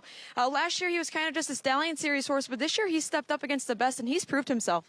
Yeah, he's maturing in the right way. I think I'm perfect driving this horse for the year, so that's kind of exciting coming to race, and first start Lasix. Do you think you have what it takes in here against a tougher group to remain perfect sitting behind him? Yeah, we're going to give the old college try here.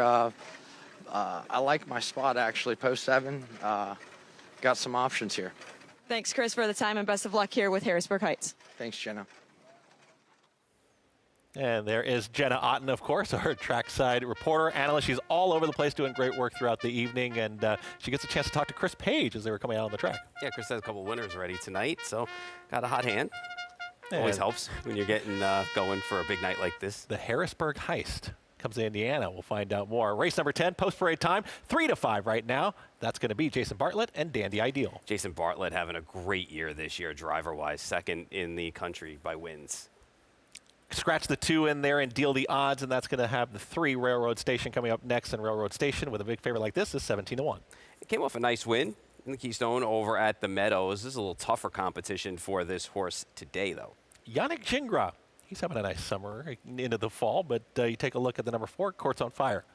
Yeah, just hasn't been able to see some races through. But racing against some New York Sire Stakes types. Now comes here to try and tackle this race on the big track. A couple long shots coming up here. Trainer Irv Miller, driver Marcus Miller.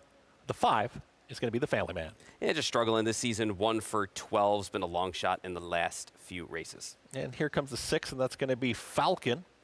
Big price. Yeah, it's been beaten double-digit lengths in 2 of the last 4. Is going to have to step it up tonight. Got a little insight there from Jenna Otten, and here is Chris Page, and that is the number 7. That's Harrisburg Heist. You know, I know he got beaten his last 2, but sipping on C-Rock's been in raging form again and has done well, so I don't really hold those races against this horse. Prior to that, this horse was running well. Dexter Dunn's going to team up with Chris Ryder. Here's the 8, Twisted Destiny. As I said earlier, getting away from Blueprint and Prince Hal Hanover, I think, is going to help this horse in this spot. He's just got to deal with Dandy Ideal on paper anyway. The 9 is going to be Avanti, 46-1. Yeah, long shot in here has kind of struggled. 1 against Lesser, 4 starts back. And the 10 is going to be Sugarman, Tim Tetrick. Second tier horse, productive season this year so far. Is going to stretch the legs, get back out on a mile track. That is the field here for the Jenna's Beach Boy, 112. 5 is going to be that purse money. Go to Gabe and Jess with more.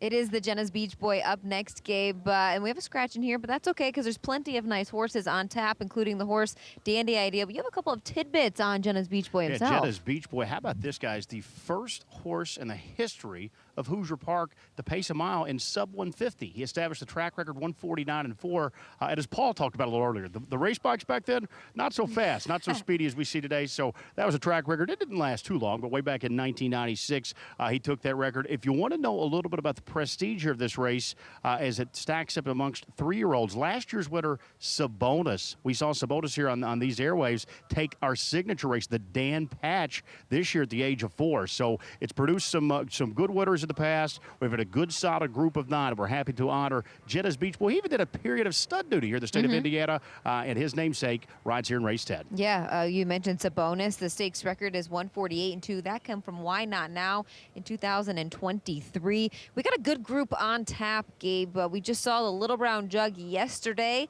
That's another 3-year-old pacing colt race as well. Dandy Ideal. He opted to come to the Jenna's Beach Boy over the Hoosier Park Oval. He's riding some win streak coming into tonight's race. Yeah, and it's a 7-race win streak. Oddly enough, here the favorite, Dandy Ideal. He started 0 for 5 this year. He's ripped off 7 consecutive wins, and he is a win machine. Even last year as a 2-year-old, he was 5 out of 10.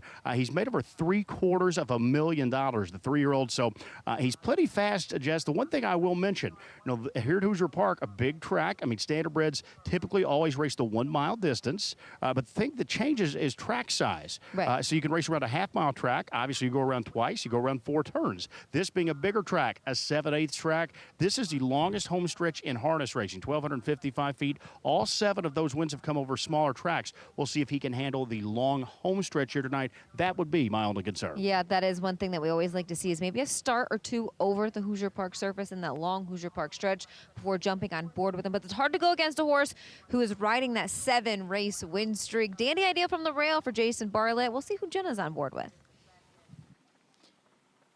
I'm also going to be on board with the rail horse, Dandy Ideal. I mean, I think you guys have touched on just about everything. It's hard to get away from this guy. He has done it all on the front end, though. I'm wondering how the rail works out for him here. Sometimes you don't get to that momentum. Here is a different story. The long stretch, behind the gate, you can get going. So I'm curious to see the way that Jason Bartlett erases this guy. He has been forwardly placed in his last 7 or 8 starts in there. So again, the rail, I think there's going to be some levers to his outside, though. Railroad Station, he's sharp. He's coming off of a win as well. That duo, Ron Burke or Ronnie Wren Jr., 49-3 last out at the Meadows. I think it's interesting, though, a lot of horses are going to be taking on the Hoosier Park Oval for the first time. Got to touch on Harrisburg Heights a little bit. Wow, this guy really last year, he raced down in class and he was the horse to beat. And this year they've let him step up in class and he has proved himself, rifling off 8 wins in just 14 tries, and he adds the Lasix here. Chris, Paul, how do you guys see this one shaping out as we get ready to roll here to post time? Well, thank you very much, Jenna. Well, what we have seen was that we didn't see favorites early on in the card, but once we jumped on air, once we got in here, and everybody's picking the same, we got a little bit of chalk. We're a little chalky. We have a lot of favorites, but maybe that changes here. Maybe it doesn't. Dandy Ideal is saying no, 3-5. Yeah, I just don't see, and I know that Jenna mentioned, maybe Railroad Station leaving in this spot. I just don't see anybody pacing with this horse early on. I think Jason Bartlett's going to be able to establish a lead in here, and I guess the question is going to be whether or not he can sustain it on a bigger track. But when you look at this horse, this horse has big wins this year. He won the Hemp. He banked over $600,000 this season. Jason Bartlett fits this horse to a glove, especially since he likes to be aggressive with horses that do have speed, and I really just don't see anybody early with this horse. Now, the question is, will he be able to see it through? I think he will be able to against this group, but I do believe that Twisted Destiny is the next most likely winner. And that, talking about the number 8 in Twisted Destiny, Dexter Dunn, Chris Ryder connections, obviously, that win a lot of races. But when you take a look at Dandy Ideal at the 4-5, I guess from a race shape standpoint, we haven't really seen too much chaos early. We haven't seen everybody really go to the front. Do you think that changes at all throughout the evening? It really depends on driver intention, leaving the wings. It depends on if their horse is revved up and ready to go, or they just can't hold them back any longer, and they got to get out with them and try and establish to the top. You're trying to put your horse in the best spot to win. So I don't see it in this spot. I just think that Dandy Ideal is the fastest horse early. We'll find out if that translates. Kind of interesting. Maybe that 7/8 configuration that Gabe was talking about, maybe more patience is being practiced. Gabe, is that what it is, or am I way off base right now?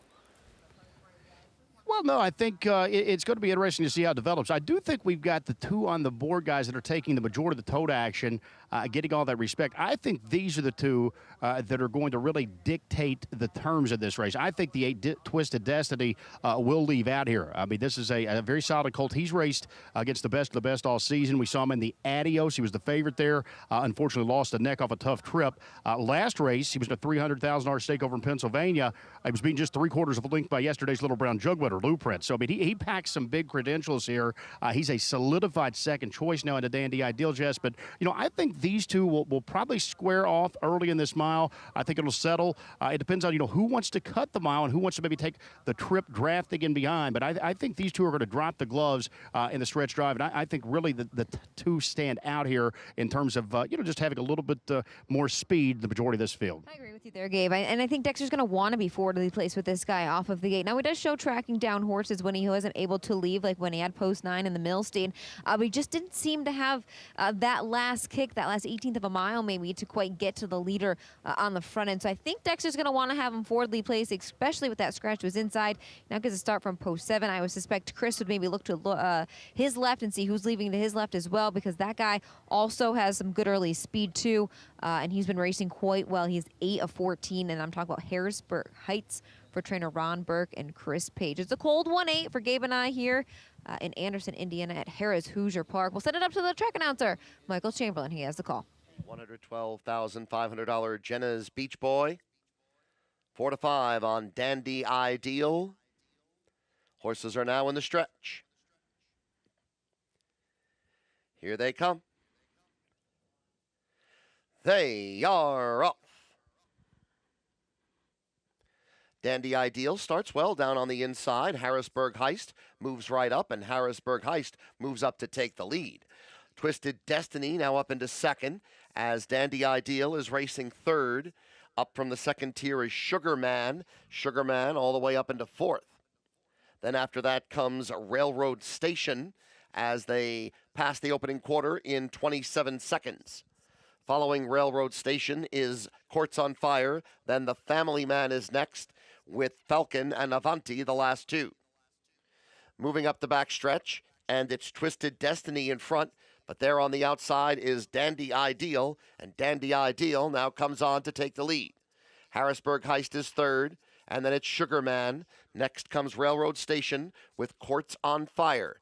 Following that is the Family Man with Falcon and Avanti. 55-3, the time for the half. 28-3, the second quarter. 3-5 favorite, Dandy Ideal, is 2 lengths in front as they move on to the second turn. Twisted Destiny, Harrisburg Heist, Sugarman is fourth, and then Railroad Station. Outside that, Courts on Fire trying to move up with Falcon and the Family Man. Avanti is the trailer. Head of the stretch, headed for home. 3 quarters, 1:23-3. Third quarter, 28 seconds. Dandy Ideal in front. Twisted Destiny tips out second. Harrisburg Heist is third. Then Sugarman. Dandy Ideal still has it a length. Twisted Destiny still oncoming. Harrisburg Heist. Sugarman has moved to the far outside. Dandy Ideal in front. Twisted Destiny. Harrisburg Heist. It is very tight, but Dandy Ideal, I believe, held on. Very close for second as well with Twisted Destiny and Harrisburg Heist. Then Sugarman in 1:29. They were all over the favorite in here. It got tight at the finish. Did the one Dandy Ideal hold on? Yeah, he did. And listen, you know, when you look at the way that this race went, Jason Bartlett popped the plugs right here in the stretch, and you're going to see the horse responded to him. And then Twisted Destiny came at him late. But he held on. Paul thinks the one to hang on. Here was the 8. Here's the 7. They're all flying there at the finish. We think Dandy Ideal got there. Jenna Otten, she's trackside right there at Hoosier Park, and I believe she's got the winning connections right now. Yeah, hey, thanks, guys. Joined here with winning trainer Hunter Oaks. Hunter, lots of ones on this guy's program page. He likes to find his way to the front end. Any anxious moments there with getting away third? I kind of figured that was how it would go. A little more anxious on the end of the mile, though. Pretty reasonable fractions, though. This is a very long Hoosier Park stretch there. You had Harrisburg Heights and Twisted Destiny chasing you down. Were you confident in your colt that he was going to hold him off? Yeah, he's tough. He wants to win, but yeah, you have a target on your back here on the front.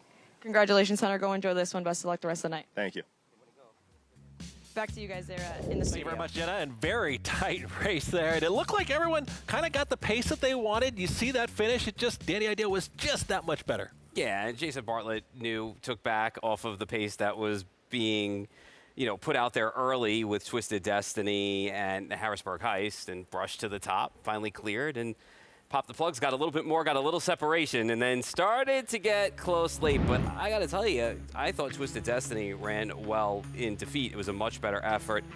And even Harrisburg Heist as well, because, like I said, they all left in that spot. And once again, another race where we see horses that establish that front position in the 1, 2, 3 slot being there at the end of the race. We haven't seen any real deep closers. Winning driver Jason Bartlett, Jessica Otten. She's got him right now. Thanks, guys. Winning driver Jason Bartlett as the unchecked Dandy Ideal after this nice win here at Hoosier Park and the Jenna's Beach Boy. Jason, kind of just walk me through that trip. You floated him off of the gate there. You removed up the backside. He's just strong every step of the way, it seems like. Yeah, every fractions are pretty nice to us, to tell you the truth. And they had to be with that horse sitting on my back. So, and I knew that horse would give us a pretty good fight sitting on my back. But I figured that's how the race was going to go, and it went. And he dug in, showed what kind of a horse he is. Head to head with Twisted Destiny. Pretty good mile. That's what I was going to say. Twisted Destiny is a nice colt on your back as you high-five Hunter there behind us. You kind of had to ask him, though. This is the first time maybe you've had to really ask him, and he really responded. Yeah, racing on the half-mile tracks, he's kind of in neutral a lot. He's not getting out of the gear.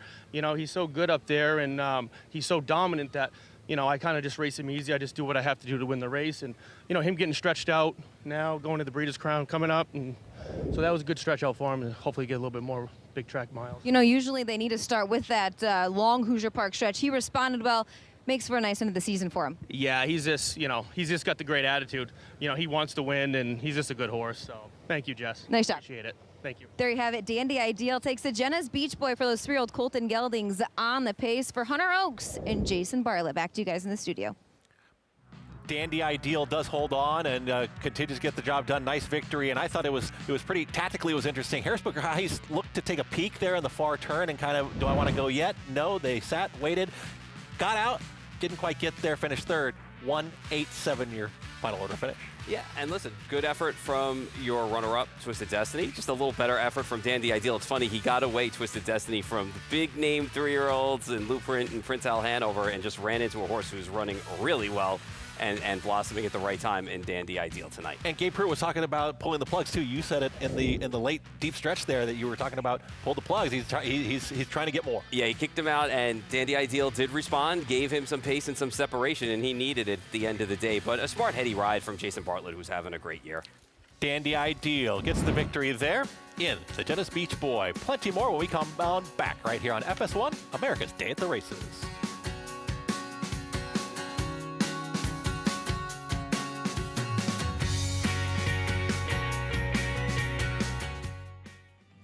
In Indiana, we grow it. And when it comes to harness racing, the Indiana program has grown to become one of North America's very best.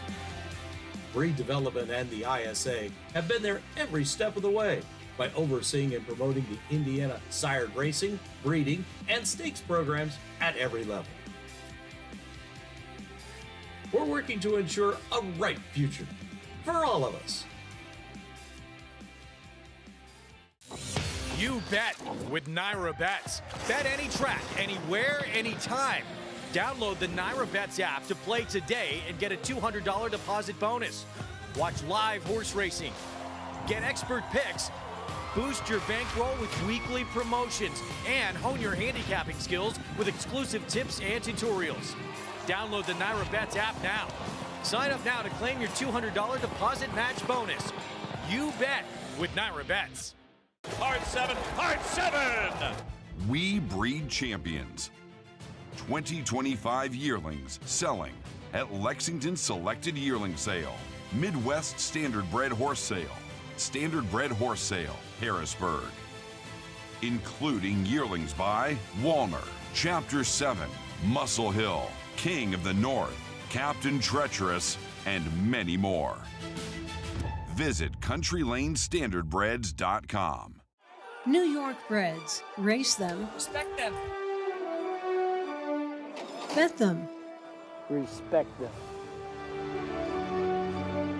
Breed them. Respect them. Buy them. Respect them. Train them for a second career. Respect them. Join us in respecting thoroughbreds at every stage of life. Learn more at nybreds.com.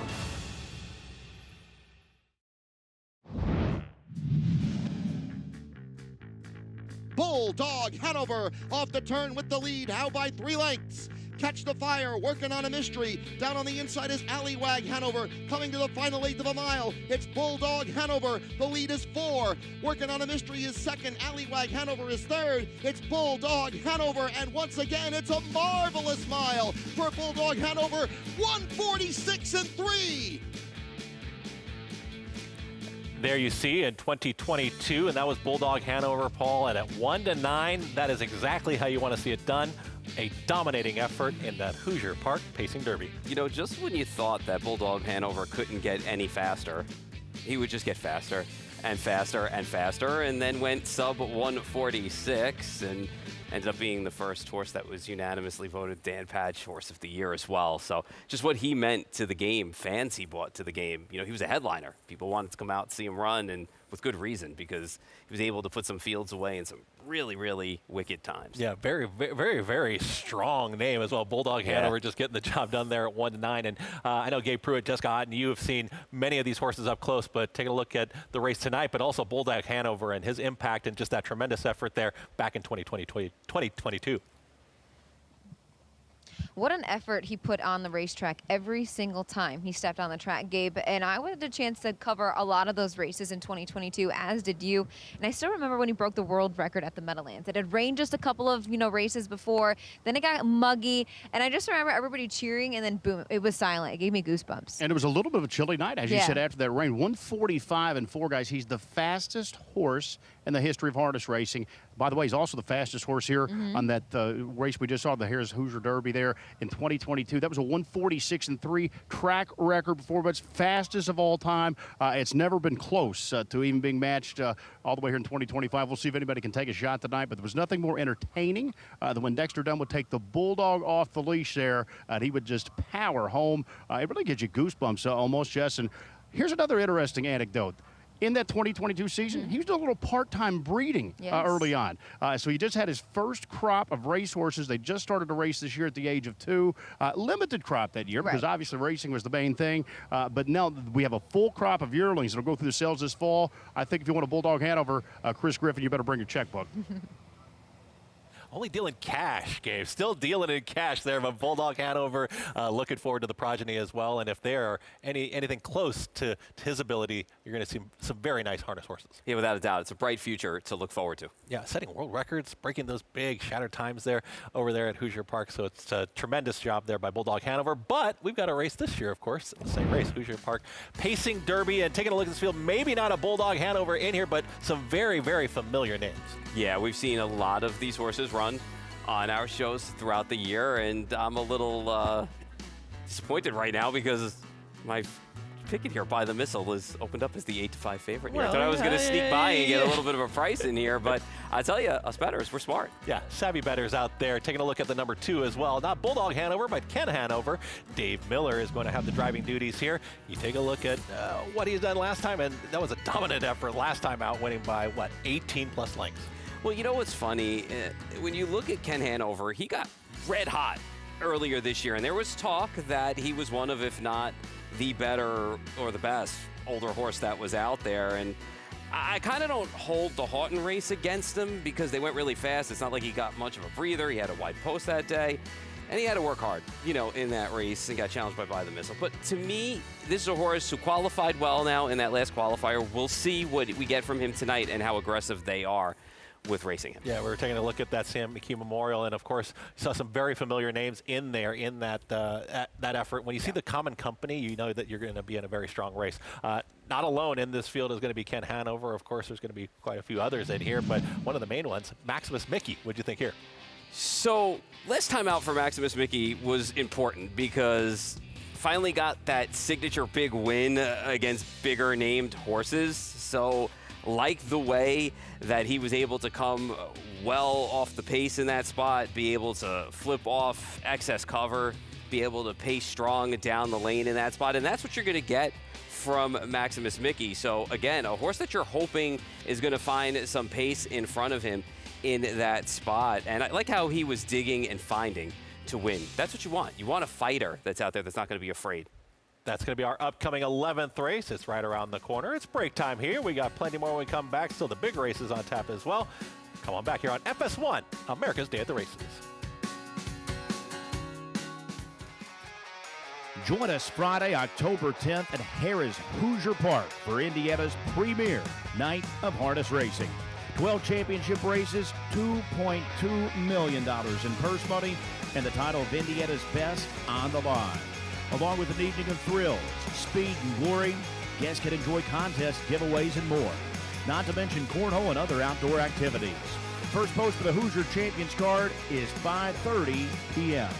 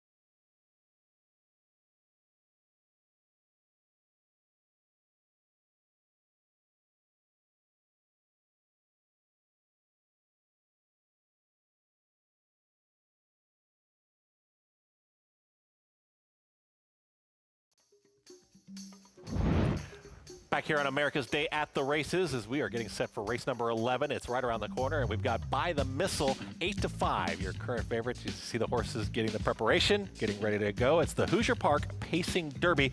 And By the Missile, it's a name that you'll recognize. The price is down there, but 2022, let's go back there again. This is the Little Brown Jug. Yeah, got the job done that day. Solid effort, solid race. You know, he's a good horse. At times, he's just had some bad trips, but how could you knock a horse who's 31 for 53 lifetime? Horse knows how to win. Yannick Gingras is going to be the driver here this evening, and Jenna Otten, trackside there at Hoosier with Yannick. Hey guys, so happy to catch up with Yannick here as he sits behind By the Missile in the Hoosier Park Pacing Derby. Yannick, he's just 3 starts off of his best of 46-4. You know, he followed it up in that final. Would you just consider it maybe a little too fast or a little flat in that effort? I'm not sure he was 100%, but I also didn't give him the best drive. You know, a couple things I could have done different in the race and try to make it right tonight. You have the rail in here to work with, a few levers to your outside. Plan to look to the right and maybe sit in with them?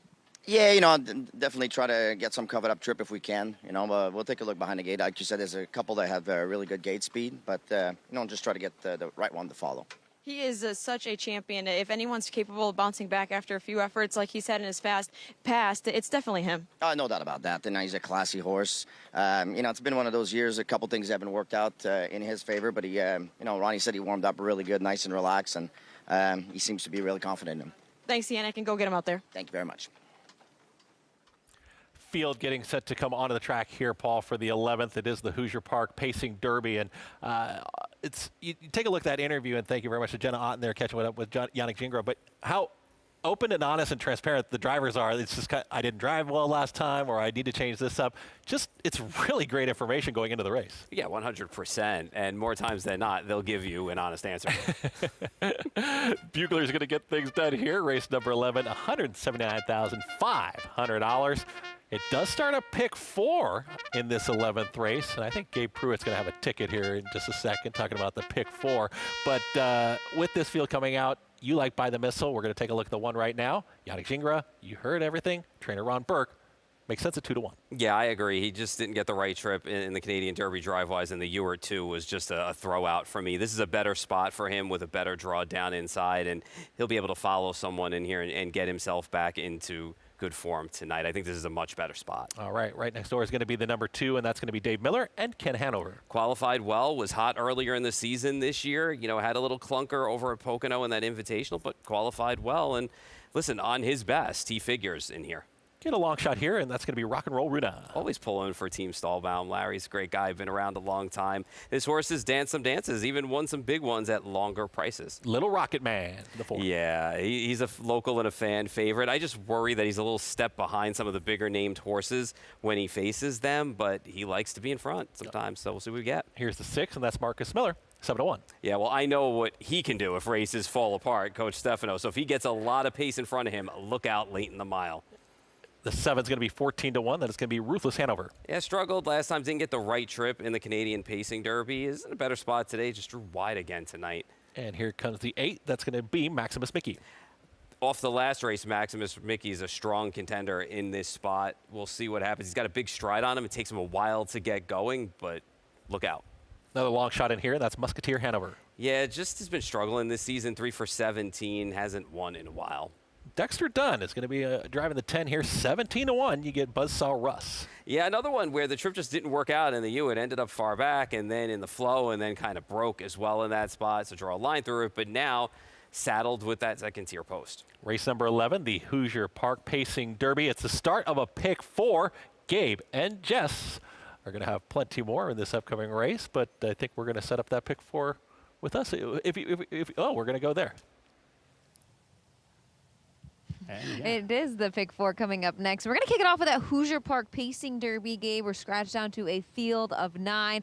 And I looked down at your program, and you have 2 8, and I have 8 on the top of my tickets. Big fan of Maximus Mickey. Do you use him in that pick 4 sequence? I do. I'm going to go too deep here. In fact, Jess, I am going to use Maximus Mickey. Your top selection comes off a little bit of an upset there in that Canadian Pacing Derby. I'm also going to use the 2 Ken Hanover, who comes off a qualifier from 10 days ago. But The only concern with Ken Hanover, the 2 here, he hasn't raced in just over a month. No, thoroughbred people watching this show are probably thinking, what's the problem?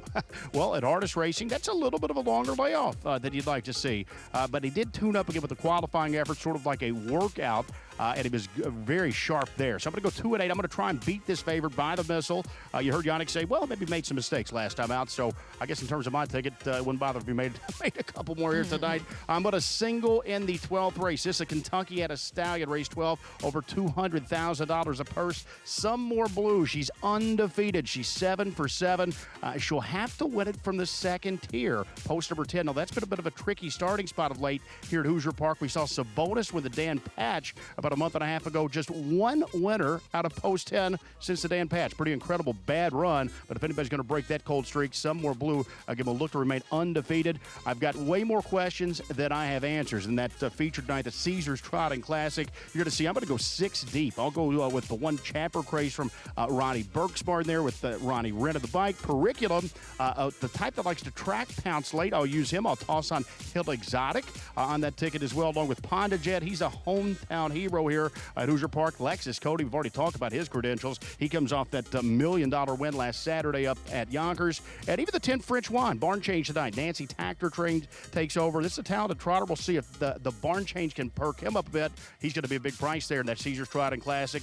And to close it out, I'll go 2 deep there. Spencer Hanover's going to be a big favorite in the finale. That's number 6. But do not leave off Dandy Mancan from your ticket from post 1. He's going to be a nice price there. He's 7 to 1 of the morning line. For me, it's a $12 play, Jessica, here in the late pick 4 sequence, and that does carry a $40,000 guaranteed pull. I like all of the numbers you use on your ticket. You're going to have to get through that second leg with a single of the 10 in there. We'll send it to Jenna. I think she's got a couple of comments on this upcoming Hoosier Park Pacing Derby. I am actually going to be on board with Gabe Pruitt here. I'm going to use the 2 on top. Ken Hanover, David Miller, the regular pilot in the bike here. He's coming off of a very solid prep qualifier. You don't often see horses qualify 50-4, 26-3 there. But, he prepped well for this race. He was a winner of the McGee Memorial back on Hambo Day in 49. He flew home 25-4. You do get post 2 to work with. So you have By the Missile to your inside. This is a horse that likes to get forwardly placed off of the wing. So I'm sure David Miller will have him in play in here. But I think the guy who has a little bit of the home track advantage here is the 6, Coach Stefanos. We've watched this guy fly from off of the pace. He does get to move down to post 5 with the scratch of the 5 in here. He was a winner in his prep qualifier as well here at Hoosier Park with Marcus Miller on the bike. 51-1, 26-2 on the end of it. Again, this guy loves to do work from off of the pace. I would hope Marcus has him in play at the top of the stretch and see if he can spark a little bit of an upset, says Paul. Chris, how do you see the Hoosier Park Pacing Derby pacing out? Thank you very much, Jenna. And I know that, Paul, you like the 1. The price continues to really hold at that 8-5. It goes back and forth with Ken Hanover, and they're going to be right next to each other. So eyeball early in this Hoosier Park Pacing Derby. But as you see him on the track here warming up, anything different or any change of thinking for you as we're leading into the race? No, for me, I think it's more about just the pace setup that we're going to get in this spot and just trip. Because I'm interested to see what Ken Hanover does at the start. If he's going to be leaving, I'm interested to see what we get as well from Little Rocket Man, because Little Rocket Man likes to be forwardly placed.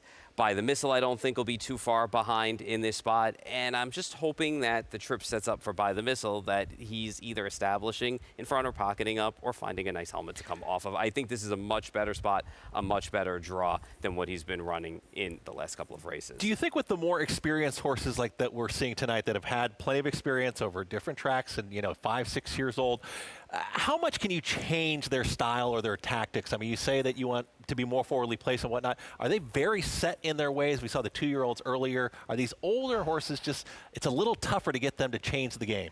Yeah, I think you don't want to take your horse out of their best game. Sometimes they can mess with them a little bit. But for some of the older pros, I think they're a little bit more adaptable to race flow and just if the race is a little bit slower, they're a little bit closer. If they string them out early, they string them out early.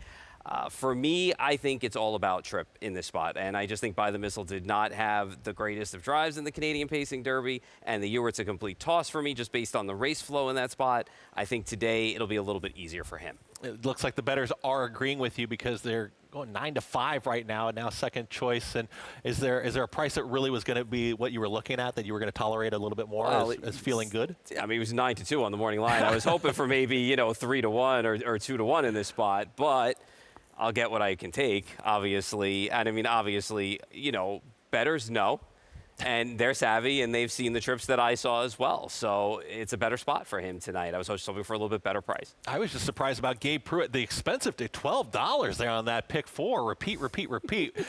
Jess, Gabe, what do you guys think here as we're leading up to race 11? Well, for one thing I know is we have a star-studded field on tap, Gabe. Plenty of money, plenty of wins, and plenty of big races on their resumes. Yeah, there's no question about that. And Captain Luke, a little bit of an unfortunate scratch here, guys. Let's say what it is. We're looking forward to have him at this dance, too. He was a late scratch. But how about this? A field of 9, still combined earnings amongst this field of Pacers, over $10 million. Just an incredible field here, well over 8 figures. How about the last 9 editions of this race, Jess, the Harris Hoosier Pacing Derby? They've all gone sub 150. That means, 49 and change or less, including the track record that we took a look at. Bulldog had over 146-3. So that's 9 in a row. I look for that streak to continue. I think that we could see a very hot tempo in here. I don't think Yannick's going to want to give up much there from the inside with By the Missile. Ruthless Hanover, post 7 here. I don't really look at him as a win prospect, but he is a horse that can lead the gate like a scalded cat. I mean, he could absolutely fly off the wings. If he wants to leave, he will have the lights on and horn blowing here in the early stages, and he could make for a crazy pace scenario, which could really blow this race wide open, Jess, in my opinion. Yeah, Ruthless Hanover has been one of those horses who just kind of sends it off of the gate and sees how far he can go that fast, kind of type of scenarios for him. Now he'll start from post 6 with a scratch to his inside. We saw the other Tom Cancellieri trainee, Maximus Mickey, score down quite aggressively, and we've seen that in the past, though, whether he's leaving or not, in my opinion. I think they just want to kind of get this guy rolling. Yeah, and what you talk about win credentials. How about the 8 Maximus Mickey, Jess? Your top pick. I used him here at the pick 4, 2-8 to get to start this off at the $40,000 guarantee.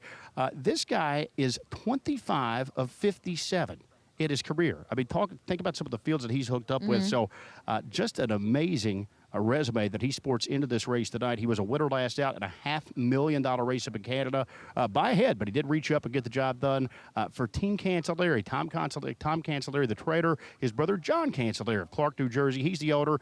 Scott Zeron, they call him the money man for a reason. He's in the bike there from post number 7 now, horse 8 with a scratch inside of him. So he'll be looking, I think, for just the best trip. Standard Bridge by nature, they like to draft. They like to track and draft. When you're taking the air, on the outside or on the lead, you're really taking a lot the worst of it. You're sort of overworking a bit. So I think Scotty will like to draft as long as he can. I think this long Hoosier Park home stretch, he'll look to tip off that cover and take full advantage of his late burst. Yeah, and a question mark in here for me is Ken Hanover. Gabe, 6 of 9 so far this season, but it's been a little bit iffy as of late. He was a sharp horse earlier on in the season. He's 9-5 right now. Your 8-5 favorite is the one, By the Missile. I like the 8 on top, Maximus Mickey. Gabe's going to put Ken Hanover on top from post 2. And the Buckeye, David Miller, he has the lines. We'll send it up to Michael Chamberlain for the call of the Hoosier Park Pacing Derby. For the Hoosier Park Pacing Derby, first leg of the $40,000 guaranteed pick 4 on races 11 through 14. 9-5 co-favorites, By the Missile and Ken Hanover. Horses now turning into the stretch.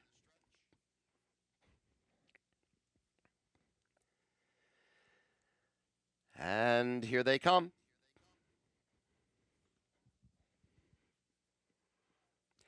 They are off. Good beginning for Ken Hanover, moving up his Ruthless Hanover, and Musketeer Hanover from the outside. Little Rocket Man is to the inside of that. Then it's Rock and Roll Runa. By the Missile is down to the inside there in mid-pack. Also trying to come through is Buzzsaw Russ. Hung up 3 deep around the turn. Musketeer Hanover fell back a little bit in the field. And then comes Maximus Mickey and Coach Stefanos. The opening quarter was a quick one, 25-4. So they move on to the back stretch. And moving up to take the lead is Little Rocket Man. Little Rocket Man now in front. Next in second is Ruthless Hanover. Up on the outside is Musketeer Hanover, trying to come on once again. And way to the outside and flying right up is Maximus Mickey. Maximus Mickey is in about the 4 path and is powered up to take the lead past the half mile in 54 seconds. Maximus Mickey, with an aggressive move on the backstretch, has now taken over from Little Rocket Man. Musketeer Hanover is third. Ruthless Hanover is down on the inside. By the Missile is second over and racing fifth. After that are Ken Hanover and Rock and Roll Runa. Buzzsaw Russ and Coach Stefanos are the last two. Maximus Mickey will lead the way into the stretch after 3 quarters in 1:20 and 4. 26 and 4 third quarter. Little Rocket Man tips out to try and re-rally. Then comes Ruthless Hanover. Down on the inside is Buzzsaw Russ, who's trying to get into it late. Maximus Mickey still the leader. Little Rocket Man is oncoming. Ruthless Hanover. Buzzsaw Russ is full of momentum and comes through down toward the inside. It's Little Rocket Man, Maximus Mickey. Maximus Mickey holds on for the victory by a head. It's a photo for second. Little Rocket Man and Buzzsaw Russ. Then Ruthless Hanover in 1:47 and 4. So much to unpack here, but what a tremendous effort. Paul, Maximus Mickey gets the victory. I mean, I guess Scott Zeron just had a plan, and that's why they call him the money man. I mean, he just tore up to take the lead, and they were going fast. I mean, it's not like they slowed down at all. I mean, that third quarter went in 26. This horse was just ready tonight, and Scott Zeron must have known it and had just enough to last in the stretch. This was a blockbuster effort that I did not expect in the way that he won.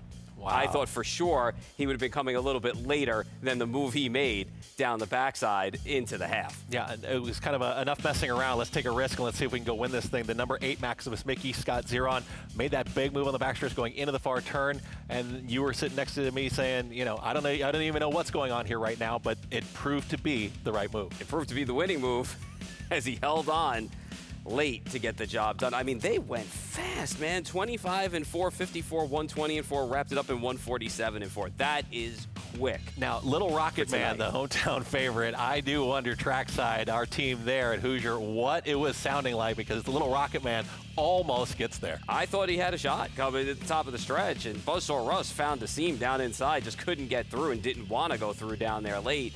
But, man, take nothing away from this effort. Maximus Mickey is hot now. That was a huge win, 2 back, and now tonight, man, he stamped himself again as a player. 8-4, 10-7, your top 4 order finish. We had Ken Hanover. Let's go to Jess Houghton and find out from Scott Zeron.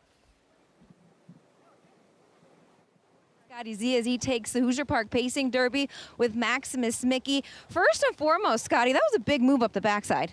Yeah, it was not intentional. It was the only option we had. I was 3 wide at the quarter pole, and we had to make something big happen. And luckily enough, he's a great grinder anyway, so when he did make front, he swelled up, and we kept him moving. This is the 3rd time you sat behind this guy now. I've interviewed Andy McCarthy a couple times after he's driven this horse. He says he's like a truck. He just keeps on rolling. Is that kind of what you feel like when sitting behind him? Absolutely. I mean, I don't think you see many 26 and 4 third quarters here, and he maintained 27 flat down the lane. Honestly, just a great, incredible effort. And one last question. A lot of times horses come to the Hoosier Park Oval, and it's a long stretch, but I think he kind of thrives on that.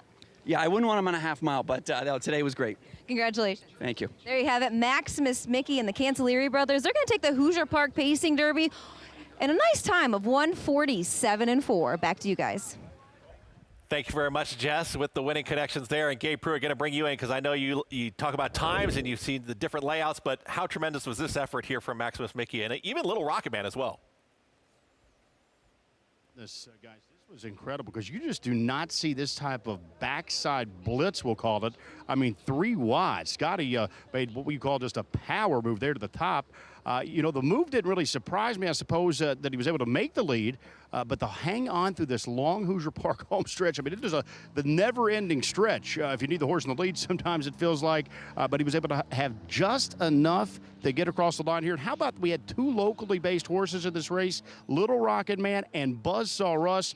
The home team was giving chase. They just couldn't get by Maximus Mickey here. He's a 7-2 winner. Little Rocket Man, the runner-up, and Buzzsaw Russ at 15-1.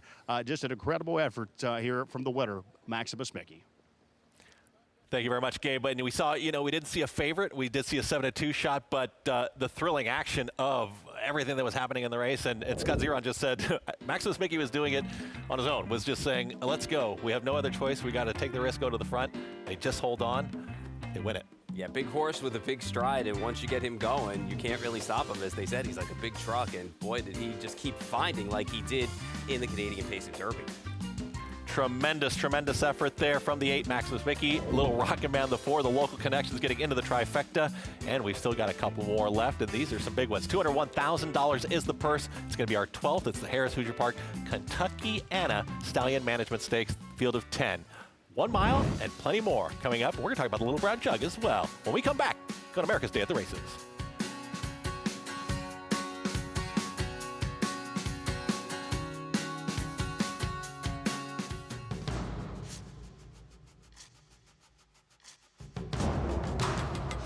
Seize the Gray wins convincingly. Seize the Gray. He's going to seize the day in the Pennsylvania Derby. Seize the Gray is still there. Seize the Gray wins the Preakness.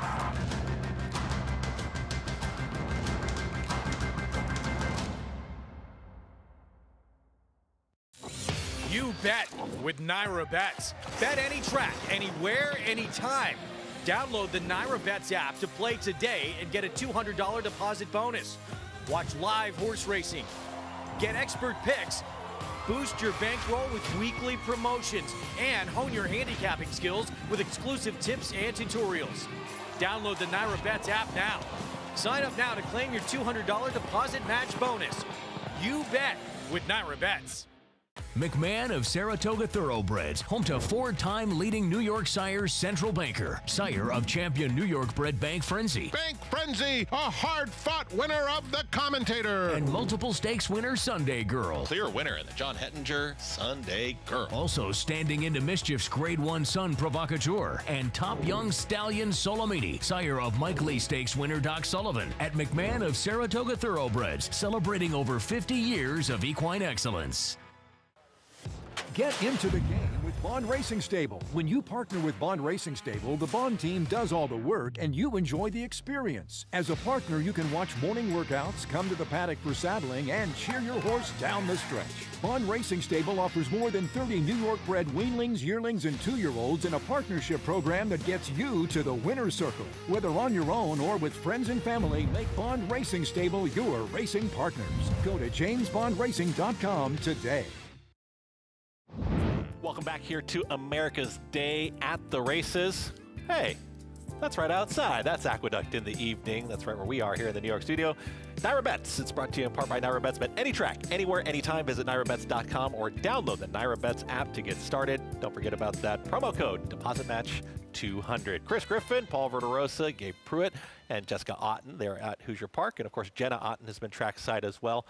Analysis, interviews, great team on hand, and we've seen some great racing, and we just saw a tremendous effort there from the 8, Maximus Mickey. Yeah, that was a backside blitz, as Gabe said, if you've ever seen one, and managed to hang on. So Scotty Zeron, the money man, he was the hero, wasn't the GOAT with that move. So impressive race in a very impressive fast time. Yeah, and we saw a tremendous race as well yesterday, and talking about the Little Brown Jug, and we've talked about trainer Ron Burke, and Ron Burke just continues his winning ways. Yeah, he had a couple of wins too on tonight's card as well over at Hoosier, and yesterday made it look easy with a really budding superstar in Blueprint. All right, let's hear more from Ron Burke. Thanks, guys. Joined here with trainer Ron Burke. Ronnie, we're 24 hours after the Little Brown Jug. It's your 5th one, but does it get old? No, it never does. And, especially that horse being a homebred, it's, very important to us. And especially, Ronnie's our guy now, too. So we're happy for him. How did Blueprint to come out of that race? An hour later, he was standing in the barn. It was like he had never raced. So I'm very happy with him. Where can we look forward to watching Blueprint next? Tattersall's pace. He'll take the first week of Lexington off, race second, and then on to the Breeders' Crown. Speaking of Blueprint, you're going to send out his half-sister here tonight, Shikari, from Post 9 to Summa Cum Laude. You also raced him as well. What does she mean to you? She's very nice. I think she's our best Ohio filly, and I really want to race her hard, but the finals next week, so Chris has got to walk the line to get in there, and and the 10 horse is a killer. I've raced a 10 a bunch here, and I respect it, but I want my horse up in a chance. I want to be close turning for home. So post 9, do you think she's got the gate speed? I know she's got a few mistakes on the program pages, so post 9, any worries with that? The one she just kind of got crooked at Scioto, and the other break she made, it was on a half. She's not really a half-mile horse yet. Maybe next year she will be. So I don't think, we'll just put her up on the gate. She'll be fine. And what about Lexus Cody? How is he coming into the Caesars Trotting Classic? I worry a little bit like that we've kind of shipped all over and thing, but I look at the horses I need to beat, shipped all over too, and raced the same as we did, and we've been beating them. So, hopefully, it's going to hurt us, but it's going to hurt them the same. So I would expect to race great. Ronnie, you are having one heck of a year. Keep the ball rolling, and good luck tonight. Thank you. Great stuff there from Jenna Otten and Ron Burke, and he's had a lot of big races, and he does a lot of good work in the Little Brown Jug. Yeah, perennial leading trainer in many parts of the country for Ron Burke, and getting his 5th one, I'm sure, was more important to him for Ronnie Wren, even though, he gets his 5th here, like he said. Now that Ronnie's part of the family for him, it's more important that he got his 1st. I mean, of course, it never gets old. Winning never gets old, as they say, and I'm sure it's the same here. And with a lot of top horses, too, I mean, he knows exactly where he's sending them. I mean, he's dialed in, and he knows exactly where he's going to send those horses in their next start. Oh, without a doubt. I mean, you don't get to win as many races as Ron Burke has without having a mind in your head to do it right. He's going to have one coming up in this upcoming 12th race, the Kentuckiana Stallion Management, and that's going to be the number 9 in Shikari, and there she is.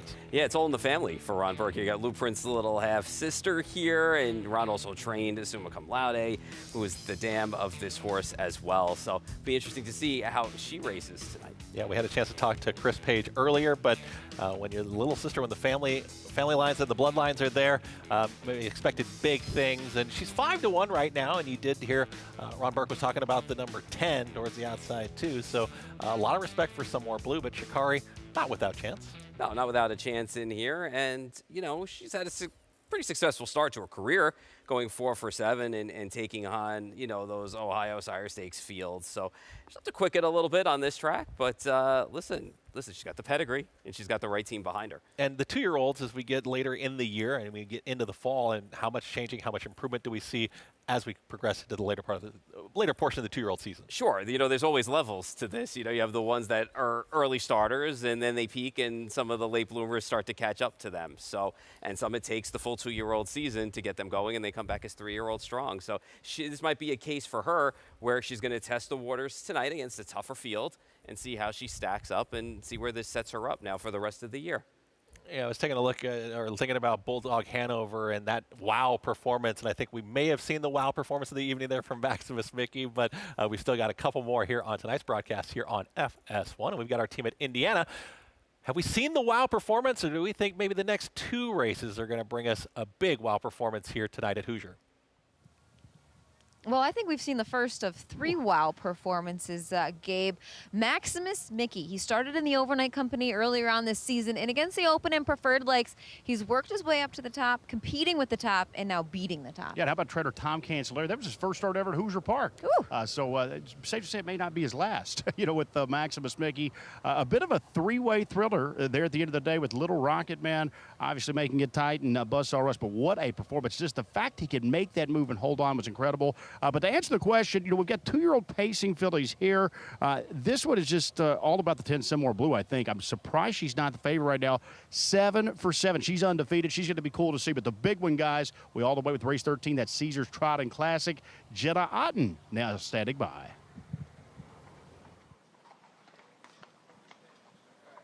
Thanks, guys. I'm excited to get to be able to catch up here with Marcus Miller as he will sit behind the undefeated Rockin' Image filly as they go behind the gate here for the Kentuckiana Stallion Management. Marcus, post 10 here to work with, second tier. I know it's not ideal, but what do you think of it? Yeah, I mean, she's been drawn so good this summer. We knew at some point it had to go the other way, so just another challenge for her to face, and hopefully I can get her in the right spot. Again, another horse that shows a lot of 1s on her program page. Any concerns with her maybe having to come off the pace tonight? It's just kind of worked out that way. It hasn't been really the plan. I think she'll be really good off a helmet if the helmet's not too far back. So we'll just have to see. But I'm pretty confident in her. She's a sweetheart. That is a bold statement. Pretty confident in her, Marcus. I hope you get to catch up with Jessica after the race. Good luck. Thank you very much. Thank you to Jenna Otten there with driver Marcus Miller. Some more blue as the horses are coming out of the track here. We'll have a post parade coming up in this Kentuckiana Stallion Management 2-year-old fillies. And you heard Gabe talking about the 10, but here is the one. Post parade time. That's Cruisin' Halley. Hasn't won yet, but has 5 second-place finishes from 7 starts, so not bad so far. Just a big bomb in here, though, tonight. At 99 to 1. Yeah. The 2, tell it like it is. Tell it like this. Okay, sure. 1 for 7. That's what I'm going to say about this horse. And we'll lead a little bit more as a bunch of thirds, though. 6 thirds on the dance card for this horse. Here's Napalm, the 3. Yeah, still looking for that first win lifetime. Tougher spot to find it in. And the 4 is going to be Lady Victorious. Doing some good work on the fair circuit. 7 for 8 this year. So I was going to have to step up from a time-wise perspective in this spot. And the 5, I mean, you told me to sing earlier, but this is an easy song right here. But here's Whoop. That's 3-2. Yeah, and there he is. I am a fan of Whoop tonight. Career best effort last time. Had a perfect pocket trip, but still steamrolled anyway. Looked the part. It's going to be the biggest challenge to the 10, I think. She's currently at 3-2. Here's the 6, Imagine Heaven. And going out for Hunter Oaks in this spot. Was 3rd last time out in a Pennsylvania Stallion Series final. Couple long shots coming up. Here is the 7, and that's Tall Dark Tequila. Nice effort last time in that consolation race, running 2nd. Just got beat a neck in that spot. And Tim Tetrick right next door there driving at 42-1. Call me crazy. I actually like this horse a little bit in here. I know that it's been facing some Stallion Series foes, but able to take down races various ways, coming from behind or being up close.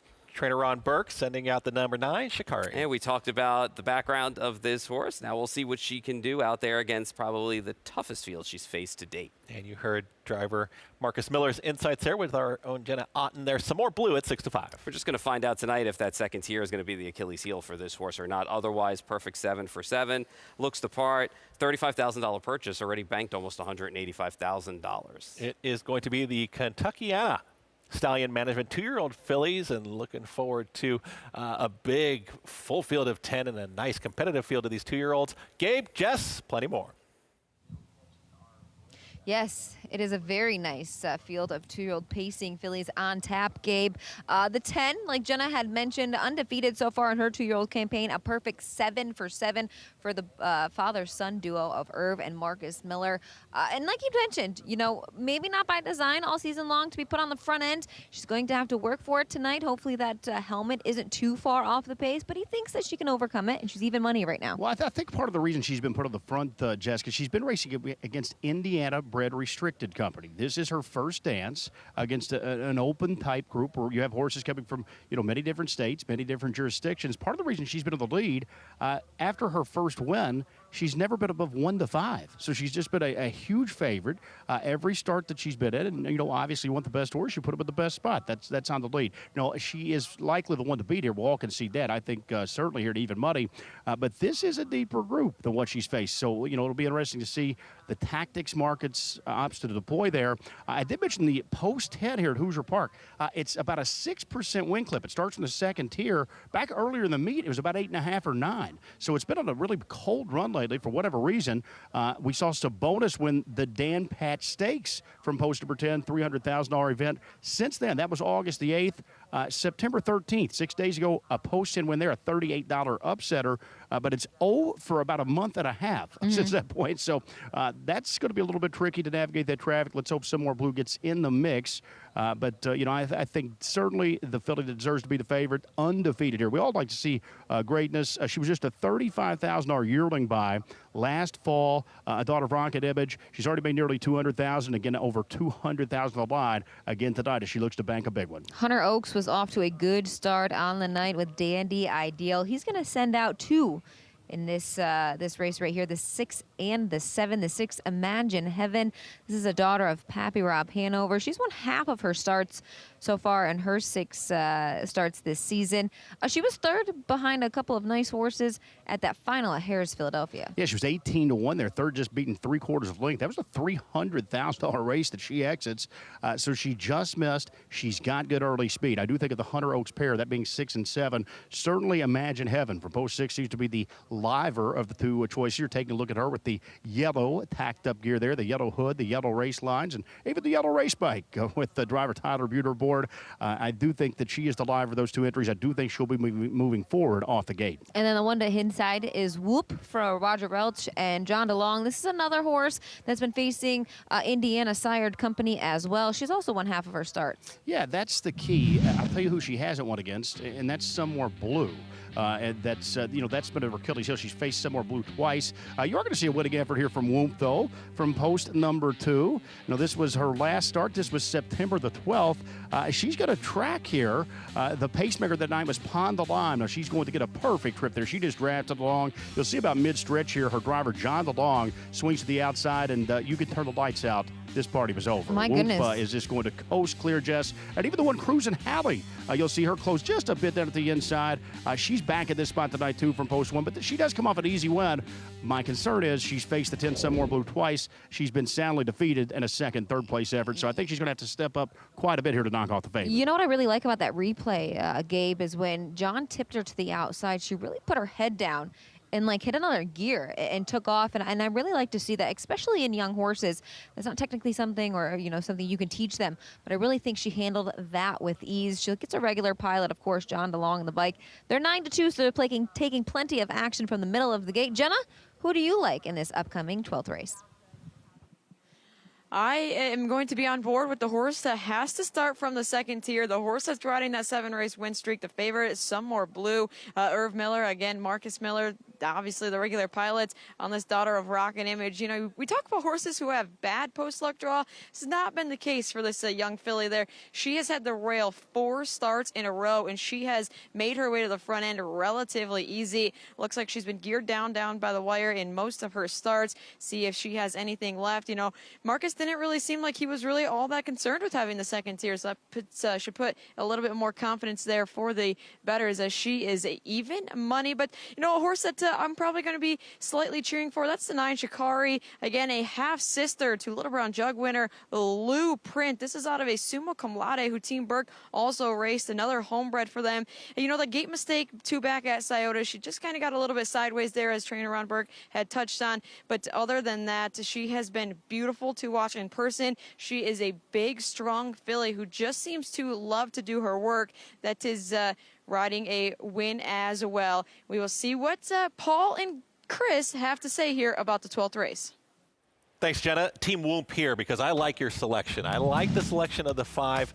Here is Somewhere Blue, and she is a deserving favorite. She's undefeated, but this is going to be a very tough test for her. I think, the biggest concern for her is just the trip she's going to pull from the second tier, if that's going to be the great equalizer in this spot. Because on paper, she is the horse to beat. And I'm going to try and beat her with Whoop, because I just think Whoop learned a valuable lesson in the last race, because honestly, she was a little headstrong. She didn't want to be in that pocket spot, but John DeLong kept her together, kept her mind on business in that spot. I think she grew up a little bit. You saw in the stretch how Jessica said she put her head down. She steamrolled to the wire. So I think she got a valuable lesson in that spot, and maybe the light bulb clicked on for her, and maybe the post advantage will help tonight, and she's a much better price at 4-1. So I'm going to be Team Whoop tonight. There you go. We're Team Whoop here, liking the 5. Their track side, they like the 10. We got some nice 2-year-olds. That's what I do know here for the Kentuckiana Stallion Management 2-year-old fillies. They're getting set to go $201,000 purse. He's been doing a great job tonight. He'll continue to do it. Track announcer Michael Chamberlain there at Harrah's Hoosier Park with the call. We'll see if it's Somewhere Blue or Whoop or a long shot.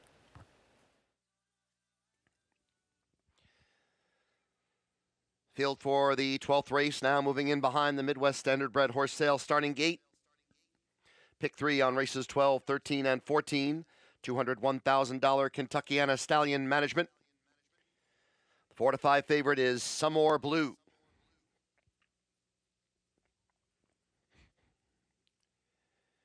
And we will have a recall. There is a recall before the start.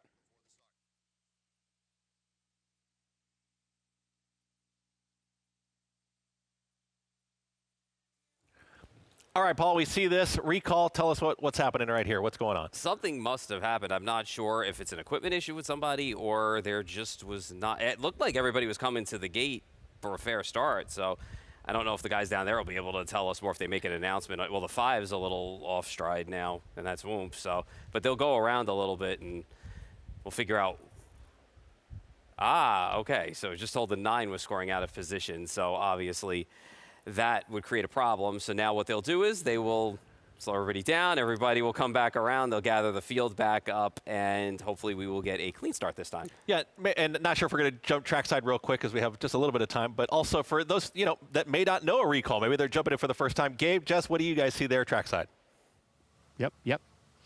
Yeah, according to the men up top, it is scoring out of position for the 9, and that is that half-sister to Lou Print. Other than that, I think they're just going to turn back around. Yeah, what it looked like happened, in fact, was the 9 was over in the 8 post. I guess Chris Page may have just, taken the wrong street, sounds like, in behind the starting gate. Once you have a starter's recall here, if it is charged a particular horse, which it is in this case, the 9 Shikari, and there you see Shikari. Hopefully Chris can take a long look and behind the gate. This time you'll see, again, Chris going to be on the outside. Nope, he's on the inside. Yeah, you see the horse, he was in the 8's post, so you had the 8 behind him. The 8 couldn't come to the gate, quite frankly, there, Jess. So the recall charge to Actually, it Chris almost looked like that was the 8, Timmy. Yeah, it could have been, the vice versa there. But nonetheless, you had the horse lined up at the wrong position. Again, it was announced as the 9 there, but I'm like Jess, could have been the 8 in the 9 spot. So we'll see once they get in behind the gate once more. Here's the trouble. You got some 2-year-olds here that are lightly raced. And yes, you do have, it looked like Chris on the 9, and he slid over very late there. Yep. Yeah, and that's where it was the top of the stretch. It was a little bit earlier. He finally slid over. At this point, he had slid over, but by that point, the 8 had already lost a little ground there, and just a little bit of a mix-up prior to post time here, so we'll get reassembled. Here is the question, though. How does it affect these 2-year-old fillies, Jess? Because these are very lightly raced horses, and they're only raced 5-6 times. They're just learning how to race. I can tell you, when they see that starting gate, they think it's time to go to battle. Right. So they were right up behind the gate here. They have to pull up. We're taking a look at the 3 Napalm at the track right now. I mean, these fillies have to be very anxious right here. They're probably wondering just what in the world is going on. They probably are. And, you can look at it 2 different ways. A lot of times we see when we see these recalls in the younger races, it's boys against boys and girls against girls. So sometimes, they don't love these stallions to have to pull up and reformate there because they can get a little bit hot. And on the other side, the fillies, they can get a little bit angry, as typical girls like to do sometimes when things don't go the right way.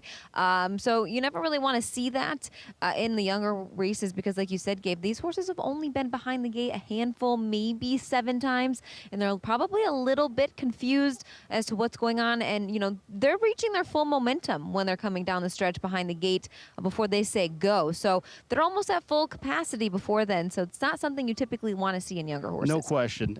Yes, and I have seen some angry fillies both, on and off the track. But these, hopefully they're keeping it all together here, Jess. Everyone seems to be behaving quite nicely, at least at this point.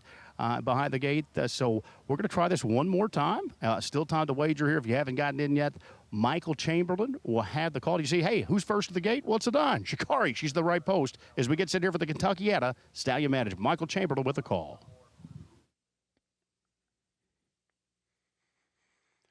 Field is turning into the stretch.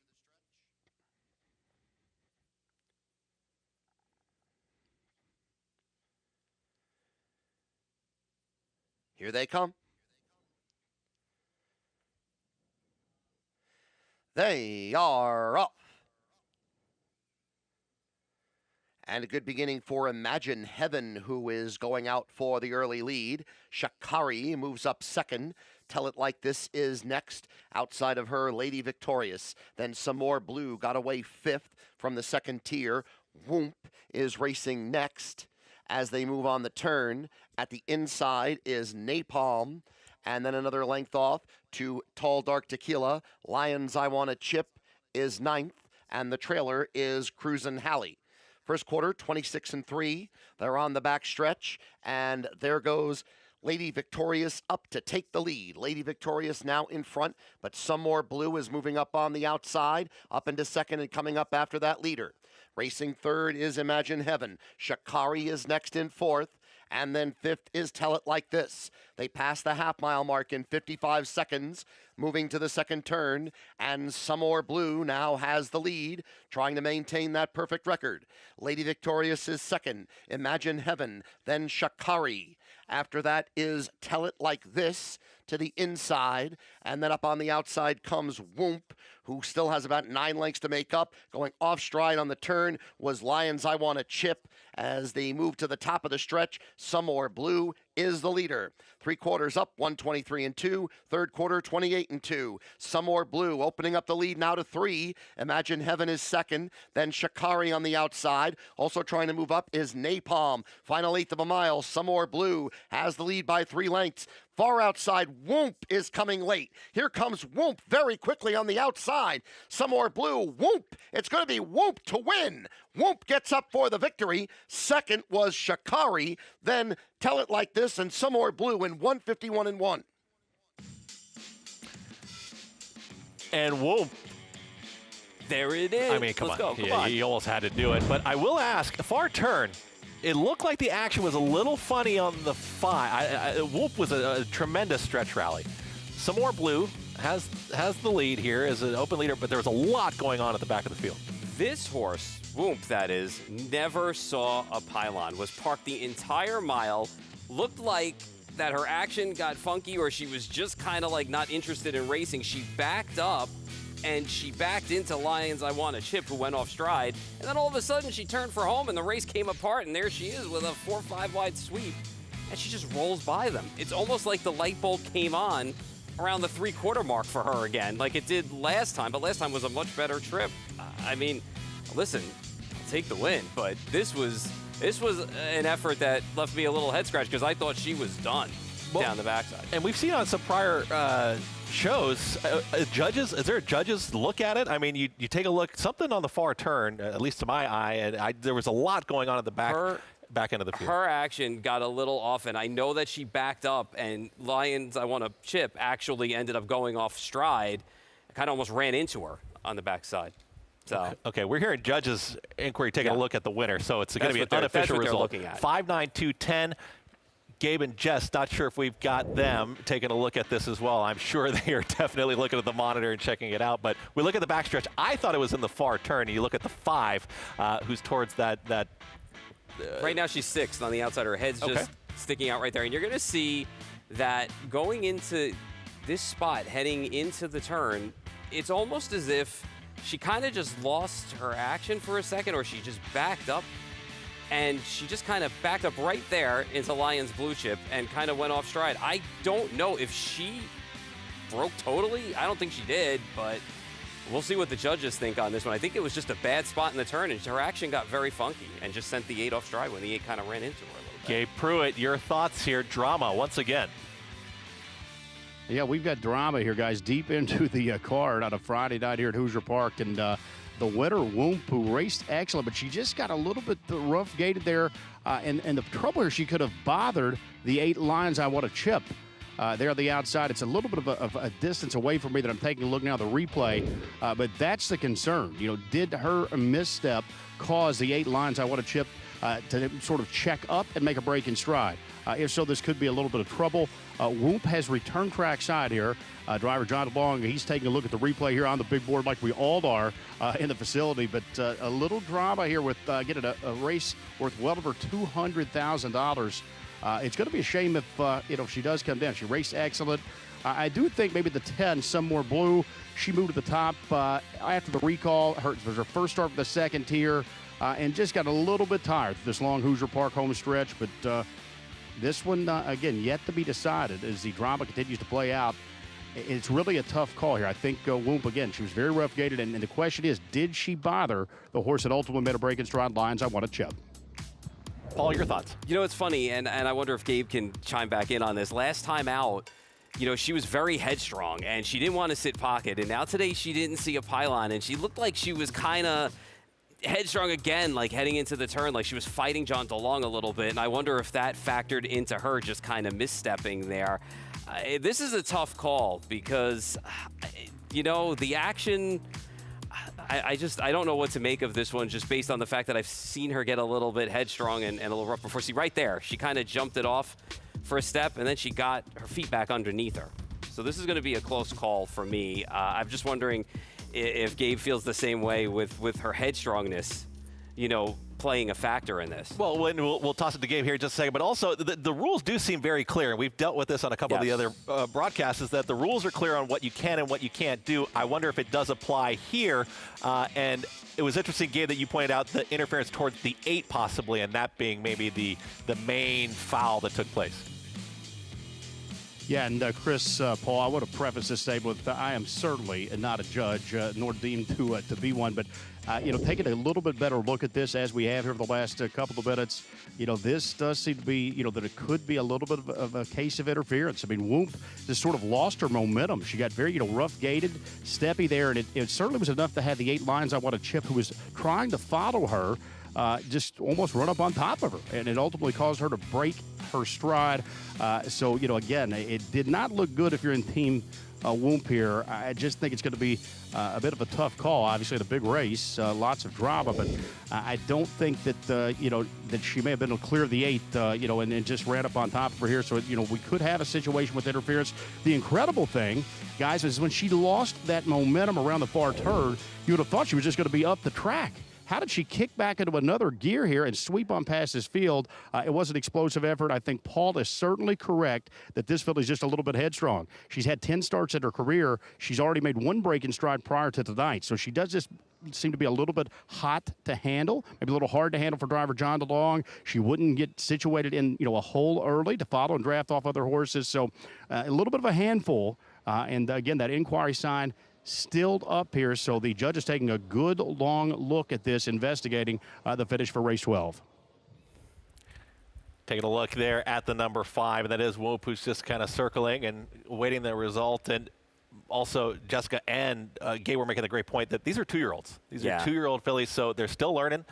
They're still green. There's going to be things that are going to happen. I don't think you could take that into effect in this situation, but Whoop, currently your unofficial winner. If anything does happen, the second place finisher would be vaulted, and that would be Shikari, of course. Yeah, it would be another win for Ron Burke and Lou Prince Little Sis getting the job done in this spot, and it was a good effort by her in this spot. I mean, regardless of what happens here, I mean, Whoop ran a hell of a race. I mean, if this horse comes down, it is what it is, just based on what happened. But, I mean, you know, you're talking about 2 horses, both in Whoop and also Lions I Want to Chip, who broke that never saw a pylon in that spot. So they were wide throughout. But Shikari ran a good race, and it looks like he's staying up.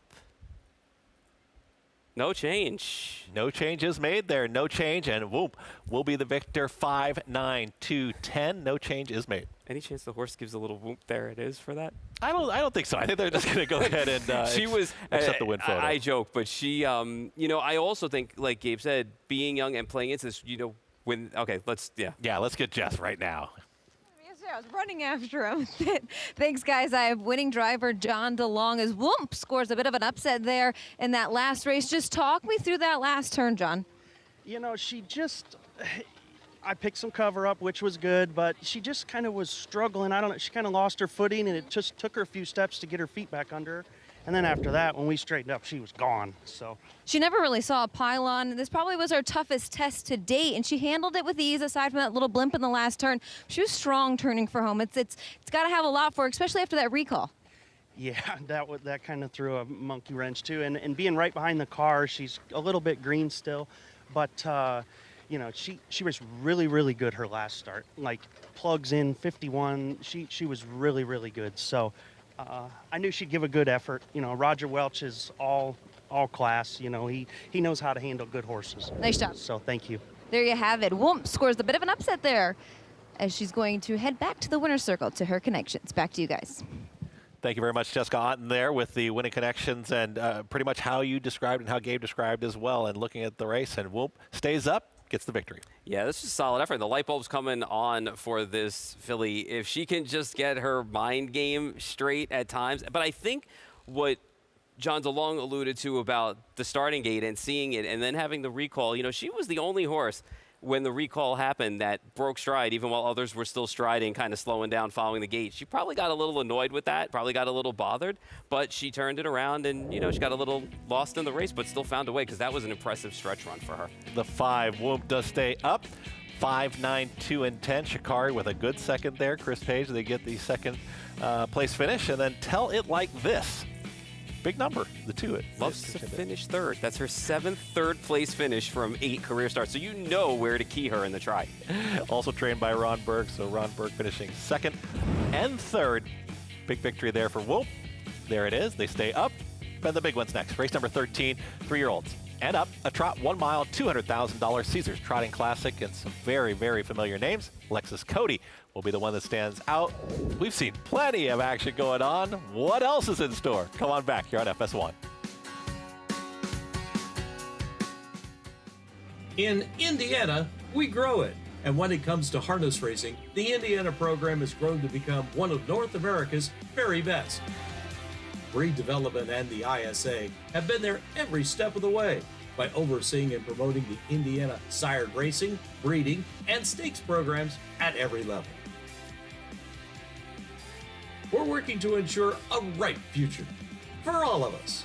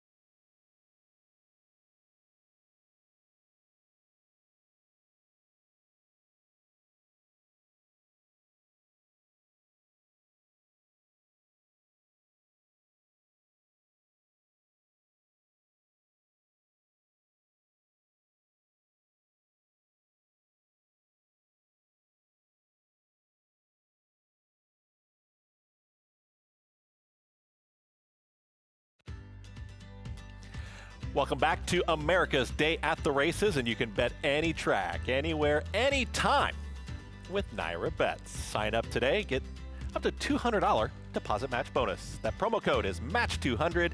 Enjoy betting on over 300 tracks around the world. Start winning today. Join now, NairaBets.com on a gorgeous evening there. Anderson, Indiana. We've seen some really versatile racing, and look at that stretch as we saw a wonderful performance there from Whoop. A little bit of drama in the far turn, but ultimately they do get the job done. And what a performance, though, outside of maybe the rough gated a little bit there in the far turn. The way she closed, that was impressive. Yeah, she got her mind back on business, and that's important, and that's what you want to see. You know, in the start prior, she was a little headstrong, but they managed to calm her down a little bit. She steamrolled in that spot. This time, she ran into a little more adversity. But she picked her feet up, got him back underneath her, and boy, did she take off down the stretch and get the job done. I mean, that was impressive. I know the race fell apart, but still, to be able to have the trouble she had and finish the way she did and win, that's a big effort. And what about Samore Blue? I mean, she was the talk coming in undefeated, and what did you think of that performance? I mean, she showed speed, but she did fade there a little bit late. She may have made the top a little too early. These things happen. I mean, she's undefeated this season, so I wouldn't hold it against her. And she'll be back. She'll be fine next time out. It's just maybe a case of making the lead a little too soon in that spot, and the pace might have caught up to her. An exciting 12th race that we saw right there, and we've got one more. We got on this broadcast, we've got the Caesars Trotting Classic.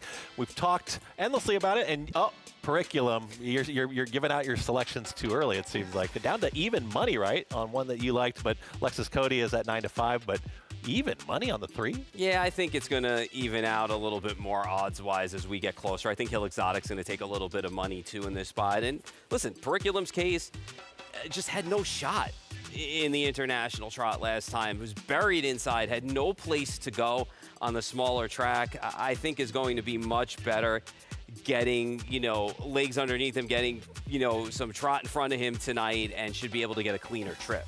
And talking about trots, talking about the international trot, and there is the 7 in Lexus Cody. Impressive. Lexus Cody is going to be imposing here tonight, but something that you expressed as well that trainer Ron Burke was a little concerned about was a lot of the travel. Yeah, Curriculum's in the same boat, so, 6 of one, half a dozen of the other. This was a good effort by Lexus Cody. He was able to establish, use that pole position to his advantage, trotted strong, for most of the race, and the turn looked like they were going to play catch up and get to him. He found a little bit of another gear in the stretch. Race came apart behind him. Wire got there just in time over horse and Diva Ick. I was pulling for Italia, being Italian. But listen, Lexus Cody blossoming this year, and that's something that we've been able to see, the progression with him, because it's really taken off. Yeah, he's ready to roll. He's looking at the camera, and he knows it's time. Getting ready. Yes, like a boxer in the ring. Yeah, and I like the fact that he's got his blanket on. He's ready to go, and it's game time. And that's the one thing actually that was super cool this summer when I was able to be at the Meadowlands a few times and in the paddock and be able to see everything going on. You can see horses puff up. You can see horses that have their mind on business. He's got his mind on business right now. There was once or twice over the summer where I walked past a couple of stalls and stopped, and just took a step back and was like, okay. I'm like, you look good. Lexus Cody looks good right now. I think he's a little quizzical there on that when we started to move there. Now he's like, wait. He's like, don't leave. This is my good side. I've got that imposing, intimidating side. Lexus Cody coming right at you. We'll find out what's good. Look at this.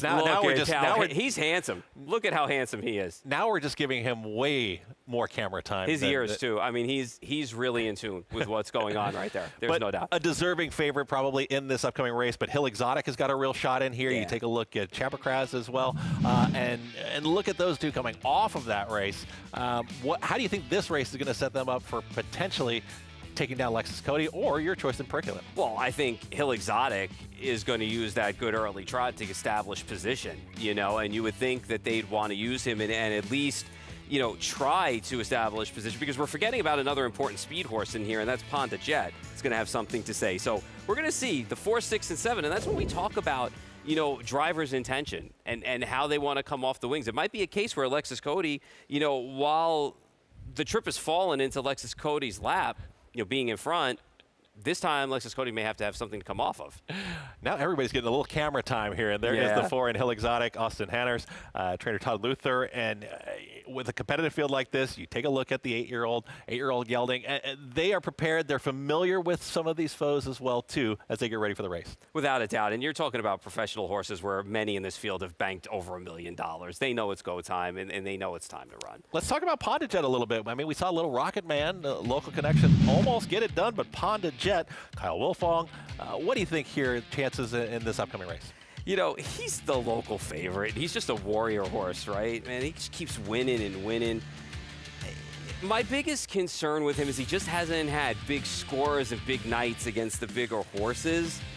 But he's always shown up, and at least he dances these dances, and you know what you're going to get from him early on. He's going to go, in this spot, because that's his best way of winning. I like horses like this because they're just warrior horses. They're fun to watch. And listen, you look at the season that he's having so far this year. He's 11 for 18, 17 for 18 in the try.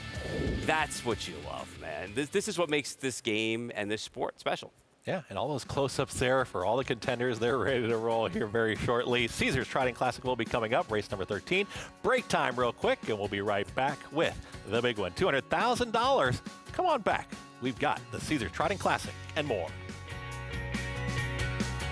Hard 7, hard 7! We breed champions. 2025 yearlings selling at Lexington Selected Yearling Sale, Midwest Standard Bred Horse Sale, Standard Bred Horse Sale, Harrisburg. Including yearlings by Walner, Chapter 7, Muscle Hill, King of the North, Captain Treacherous, and many more. Visit CountryLaneStandardBreds.com. You bet with Naira Bets. Bet any track, anywhere, anytime. Download the Naira Bets app to play today and get a $200 deposit bonus. Watch live horse racing. Get expert picks. Boost your bankroll with weekly promotions and hone your handicapping skills with exclusive tips and tutorials. Download the Naira Bets app now. Sign up now to claim your $200 deposit match bonus. You bet with Naira Bets. There's a big, bold, beautiful world waiting to be explored by you and your friends, of course. But not just any friends, the best of friends. The kind of friends who let you do you. Because in this world, it's positive vibes only. And when you get in the zone here, you stay a while.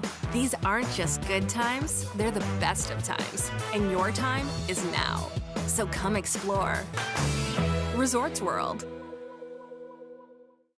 It's America's original sport, and no one covers it better than americasbestracing.net. From the sport to the lifestyle, the best races, horses, and destination venues, cocktails, gambling, fashion, and more. americasbestracing.net is a sport for you.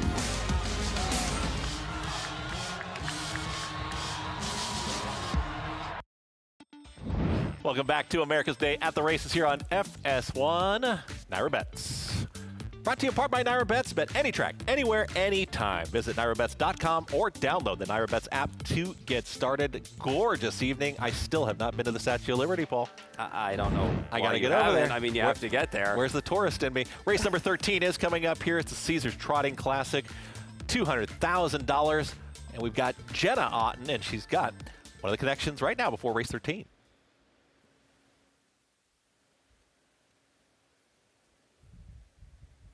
All right, she is there with Austin Hanners. Don't have her mic right now, but the horses are coming on the track and out of this 13th race.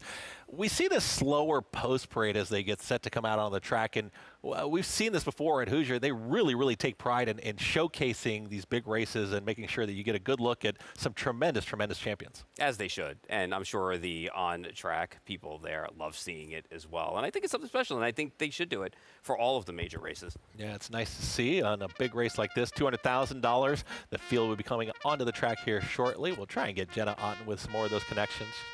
Jenna Otten's been all over the place tonight. She's been she's working hard. Different interviews and making sure we get set up. She's doing a fantastic job. Race number 13, we'll have a post parade coming up. Taking a look at the one right now as we don't have a post parade yet, but you see some long shots in this field. You feel like Periculum's going to stay at that 6-5 price? I think we're going to see basically Periculum and Alexis Cody be almost the same odds as they're going to take all the action. Yeah, I think they're going to take all the action in here. Okay, but not a two-horse race. No, I think you can make a case for one or two others in here. We'll see what we get, though. Okay. Jeffrey Kraz is going to be our first in the post parade. Ronnie Rand Jr., trainer Ron Burke, 37-1. Yeah, looking to rebound off a couple of subpar efforts in the last few. And the 2 is going to be coming up at 35-1. That's going to be Rick Plano, flagman. Yeah, this is cool. This is another cool horse that's Hoosier Park based. Been battling Pond de Jet in a lot of the opens this year. All right, here comes Scott Zeron, who we saw make a big move a couple races ago. Will we see the same here? There's the 3 Periculum. I think it'll be a more sustained grinding move as opposed to a all-out blitz with this horse. I think this is much better circumstances, a much better draw, and a bigger track for Periculum tonight. All equal, a good shot at a win. We were trying to catch up there with Austin Hanners, but he's got a 7-1 shot here. Hill Exotic, the 4. Making start number 100 tonight for this horse, banked over $1.5 million. Should be sending off the wings in here. All right, here's the 5. Big price at 39-1. Yeah, broke last time out and then just kind of toward the track. I was going to need to do better, stay flat tonight to compete. All right, and Pond de Jet's going to be coming out. Kyle Wolfong here. 11-1 right now on the 6, who is not without chance, does know how to win. He does know how to win, fan favorite there, and is also one that should be leaving off the wings tonight. All right, Lexus Cody, here we go. It's Yannick Gingras and it's trainer Ron Burke. Deserving favorite right now, co-favorite with the 3. Yeah, he looks really good on track right now, too. And with tonight, looking to eclipse $1.5 million in career earnings. 3 more to go here, and they're going to be long shots. We're going to take a look at the 8, and that's Highland Kismet. I've always been a Highland Kismet fan, but things just haven't worked out this year for this horse. Just 1 for 6. Dexter Dunn at 41-1. Oh, well. Yeah, just, got a late start to things this season, and it just hasn't worked out. So keep in mind, he did run a distant second in this race last year to winner's bet. Now 56-1. Here's Jason Bartlett, the 10, French Wine. Another Nancy Tactor starter here. Going to start from the second tier. 4 for 8 on the season. Wins have been against lesser competition. There is the field there, $200,000, 1 mile trot. It's the Caesars Trotting Classic. And give me more about Periculum, and then we'll send it over to our crew in Indiana. I just simply, for me, as I've said earlier, I think, A, he's going to get the setup that he needs. B, he's got a better draw tonight, and I don't think he's going to get locked in like he did on the smaller track on the bigger track. And I just think he's going to make a solid run tonight, make amends for just a trip that did not work out for him at all. Jess Otten, Gabe Pruitt, tell us more here as we get set for the Caesars Trotting Classic.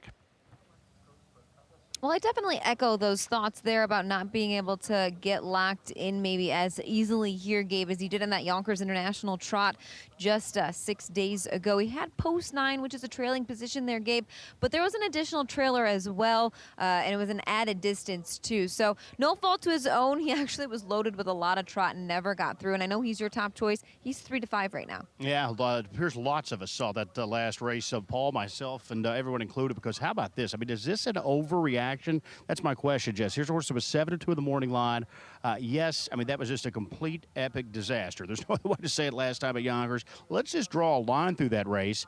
We all saw him there with the trouble, but 3-5? I mean, are we to think that, he's this much better than a good group? I mean, this is a field that has combined for over $11 million in earnings. I mean, Periculum is he's earned over 1.7 himself, but again, lightly raced. He keeps almost a thoroughbred type racing schedule. He doesn't race all that often. He's been a little bit busier than normal the last couple of months or so, but just 7 starts so far this season coming into tonight.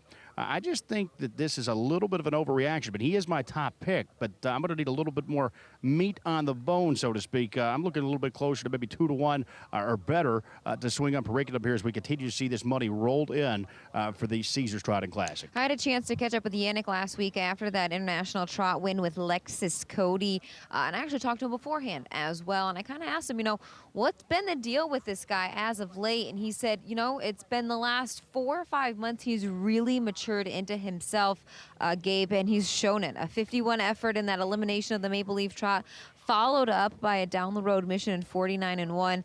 And took no prisoners from the rail in that international trot. How about Lexus Cody? You talk about how good he has gotten as we see, it looks like the one Chapper race stepping off the track here for an equipment adjustment. We'll have to get what that is. But back to his stablemate, Lexus Cody, Jess. Yeah, his first 5 seasons of racing, he's now 7. His first 5 seasons of racing, he made 500 and change, 500 and some thousand to change. He has since tacked on nearly 900,000 this year alone at the age of 7. So it's been really an incredible turnaround, sort of a eye-opening type event here for Lexus Cody from post number 7, 9-5. The price at him right now, and again, it's a breakout season for him. We'll see if he can keep the good times rolling. I mentioned it a little bit earlier, Jess, but you talk about well-traveled. He was in Toronto on August the 30th. He went to New York City to win that $1 million trot September the 13th, and here he is just 6 days later, half across our country at Hoosier Park near Indianapolis. So, will all of that travel start to catch up? That's a little bit of the question there. We have seen him click the favorite now at 6-5. Yeah, Ronnie alluded to that too, Gabe. He was maybe a little concerned about it, but at the same time, a handful of these other horses are doing the same thing. So he wasn't too worried about that. We'll see how this guy handles it tonight. And a horse that we just saw on the screen, that was Hill Exotic. Austin Hanners, just 26 years old. He's having a nice year as well for trainer Todd Luther. What a handful of races, I guess you could say. This guy's put up second in his Maple Leaf Trot elimination behind Ito's Kronos, third behind Lexus Cody in the final, and then he had a down-the-road mission in that Charlie Hill Memorial over at Scioto. Yeah, he absolutely just went to the front and obliterated that group. Now, I will mention, that was a good race over at Scioto, Jess, you just alluded to, $250,000 race. but it came up a little bit light in depth this year. He was a 1-5 favorite there. So, that was a field really that, he was supposed to step up and deliver the knockout punch. He did. It was a big win. Good night for the connections, of course, the big money on the line. He's got a nice bankroll. But again, this is a tough test. No, he loves to lead the gate. I'll tell you who else loves to lead the gate. The horse we're taking a look at the monitor. That one is locally based. Ponda Jet for trainer Jay Hochstetler. He's 11 of 18 this year. He's never left the state of Indiana. He's the fastest trotter in the history of Hoosier Park 150 flat. A big test tonight, but he is a speedball as well. I think the 4 and 6 are both going to blast here off the wings. Yes, and Ponda Jet, of course, the connections, Kyle Wilflong, Jay Hochstetler. They've all set a couple of races here before, Gabe, and they'll try and get the job done in the Caesars Trotting Classic. We'll send it over to Jenna. What are her thoughts on the upcoming 13th race? Well, I'm going to be on board with everybody else in the public, at least, on Periculum. I think he's just got the inside advantage in here. He's been racing well, just second in that Maple Leaf Trot, 49 in 3 efforts, and then almost an impossible spot in that International Yonkers or in the International Trot there. But one thing I think is interesting here in the Caesars Trotting Classic, Chapper Craze was going barefoot. Ronnie Wren Jr. came back along here, stopped and spoke to trainer Ronnie Burke. They are going to put the shoes back on Chapper Craze. He was not getting along with the track here, so shoes going back on him. He's a little bit of a long shot in here, but I do think that is a key, interesting equipment change. Again, the shoes going back on Chapper Craze. He was a very good 4th place finish in the Charlie Hill Memorial over at Saddle Downs last time out. You get Ronnie Wren Jr. in the bike here, and one thing I've noted all summer, it seems like, is Ronnie Wren has, maybe gets a little bit more out of horses than what people give him the respect to do. He has been jumping along horses for the first time and getting a lot out of him. Again, he is 39 to 1 on the board right now, so it's a little bit of a overlay on him in here, but a very interesting equipment change on the rail horse Chapper Craze, as we will see what Jess and Gabe have to wrap up the thoughts here on the Caesars Trotting Classic. Yeah, we just had trainer Ron Burke come over and tell us they're putting the back shoes back on, Gabe. Didn't look like he was really traveling well behind. From experience, I will just say a little note on this. I did have a horse race a handful of weeks ago myself, and the track was a little deep where he was racing, and he didn't get a hold of the track. He was hitting the arch, slipping behind. So you really want that grip behind to make sure that they get a hold of the track. So they're throwing those shoes back on the back feet of Chapper Craze. Yeah, and you want to know why Ron Burke, maybe the leading trainer of all time, thoroughbred or harness racing, but he saw within about, I don't know, it was a minute and a half on the track here, that Chapper Craze just not grabbing this track very well, and sending him on a mission to go back and put the shoes back on the hind feet. So attention to detail. Yes, I think that would be key. We hope that he's back at the track here, because as soon as he is, we're all set. Once we get the shoes, the hind shoes at least back on. Chapper Craze a big long shot there on the board at 37 to 1, but just attention to detail from Team Burke. I know you threw the 10 on your ticket here, Gabe. French Wine, first start for the Nancy Tactor Barn. Riding back-to-back wins there in Overnight Company. Long shot as well, but we have seen stranger things happen. Yeah, I think that this is a horse that could step up, Jess. This is a son of Bar Hop. He's earned over $1.2 million lifetime, just 5 years old. But only 30 grand this year. No, he's off back-to-back wins. He hasn't really been on the biggest stages, we'll say, all season. But he does move over to one of the sport's top traders, Nancy Tactor. He was with a Good Barn prior to that, trader Julie Builder. But Nancy Tactor, of course, we know with a couple of consecutive Hambletonian wins prior to this year, Tactical Approach and Carl. She takes over the trading here for the first time for French Wine. So we'll see if that makes any difference here for the son of Bar Hopping. He's got Jason Bartlett on the bike. We talked about him a little earlier on the broadcast. How about Jason Bartlett, the season he's having? Oh, my word. Primarily based at Yonkers, but he's been traveling on some of the Grand Circuit stakes a lot here this year. He is the leading money-winning driver in North America right now by nearly $2 million.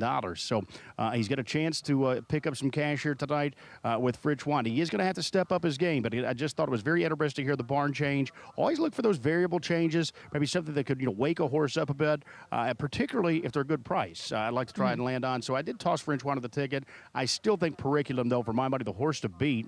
As you see, we've got another stepping of the trap. Ponda Jet's a little bit of chaos here. This appears to be a little bit of a late change as well. We'll have to get word on what's going on there with Ponda Jet. But At some point, we're going to have all the stars on the track here, but this, again, star-studded cast for the Caesars Trot, and we're going to be ready to dance for $200,000. 7 to 5 on the 3 Periculum, and you're getting 6 to 5 on Lexus Cody, 6 to 1 on Hill Exotic. That's pretty much our thoughts on our top 3 horses. We'll send it back to the desk for some final thoughts. And getting ready for the 13th race, but Paul, obviously quite a bit going on, so we're going to take a quick break, and we'll come back with the Caesars Trotting Classic on FS1.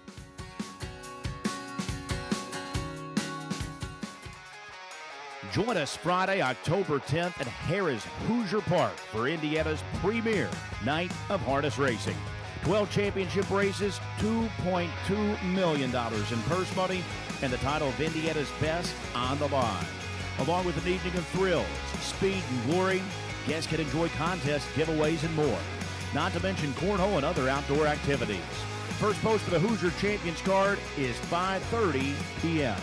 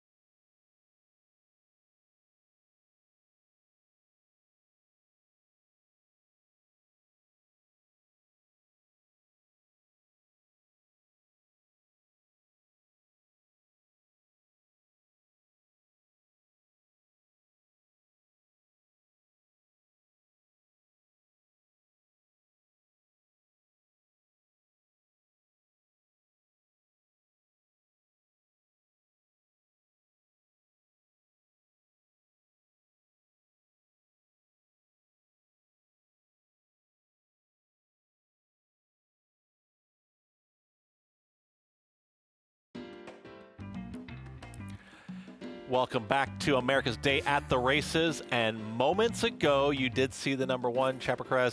Now, with the shoes on and seems to be ready to go. This just happened, and so we're updating as quickly as we can. But a lot going on here before the Caesars Trotting Classic. Yeah, and I think Ponda Jet's back on track as well. There he is. So I think everybody's ready to go, and we should have a race. And the good thing is they're all old pros. Nobody got unnerved by any of this. They all look like they were well behaved on track. Yeah, and it seems like everybody's handling it fine. It's a big race on a big night, and so when you do have that, you want to make sure everything is in right order. It does kind of lend to the point too, the fast changeover in harness, how quickly you have to move equipment around and how quickly you have to get your team together and be able to get these horses ready to go, especially if you've got multiple horses in the race. Yeah, it's something to see, actually, and believe me, the men and women that are back there, they work hard because you watch them with multiple horses in different races, and kudos to them because they get the job done 100% of the time. Jess, Gabe, it seems calm from where we're sitting here. It looks like everybody's just handling everything fine. Is it the same thing there, trackside? Well, it is like a pit crew back there, Gabe, when things kind of go a little bit amiss there. Like we had mentioned, they wanted the back shoes back on Chapper Craze. There was nothing wrong with Ponda Jet, but the judges did give the option to them to either bring their horses back in the paddock or let them stay out on the track, which you can take either way, I guess you could say. Yeah, just a bit of an odd scenario because, you know, Stanbridge, they warm up, Jess, about an hour prior to the race. So they've already been on the track tonight. So this is an extremely rare scenario where a horse is going to step off in the post parade. Typically, they've already been out of the track. They've already, had a feel for the track surface, so to speak. And then at that moment, riders typically going to make their final adjustments. So I'm really not sure how that wasn't picked up in the warm-up a bit earlier here. There is no rule in Indiana. I'm told that, you can still make those changes at the last moment. The judges did allow the starters here to either stay on the track because it has been a little bit of time. You see those professionals out there, waiting on that gate as it starts to move into position. Now, I did see the one, 6 Ponda Jet. That was one that stepped off the track. That's a horse that has a tendency to get a little bit hot. When he hits the track and he's under the lights and he gets all of this going on, it can get a little bit wild. But we do have a late scratch now as this situation continues to develop. We're not going to see Chapper Craze out tonight. So this, again, has turned into just a little bit of an odd event here. And I'll tell you one thing there. You see driver Scott Zeron, the bike there, that's Periculum. And you're probably wondering, why is he down in the grass? Well, horses by nature, they stay much more calm and relaxed when they're down in that grass. So if horses, that have been out here for a little bit, I think that's a heads-up move by driver Scott Zeron here on the favorite Periculum, as you had him just, relaxing a little bit, so to speak. Their nerves just seem to be so much less, and they're not quite as anxious. They're not going to be, I think, sweating and getting just all racy, when he kept him on the grass. You see Scott taking a look around. He's also, wondering when this one's about to get underway. But everyone out there just trying to do as much as they can do to keep their charges as nice and relaxed as possible here leading into this big money event. Yeah, sometimes you can look at it a couple of different ways. Older horses you wouldn't maybe be so concerned with, but a handful of these horses are stallions, Gabe. So sometimes they get a little bit worked up. Like you'd mentioned, Ponda Jet gets a little worked up as well. He went back in. But it looks like they are now heading to the gate for the 2025 edition of the Caesars Trotting Classic. Grade 2. We'll send it up to track announcer Michael Chamberlain for the call.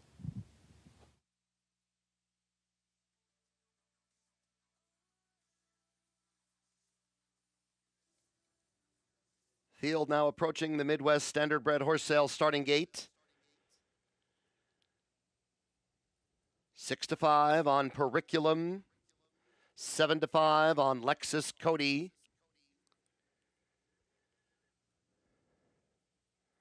Horses are now turning into the stretch.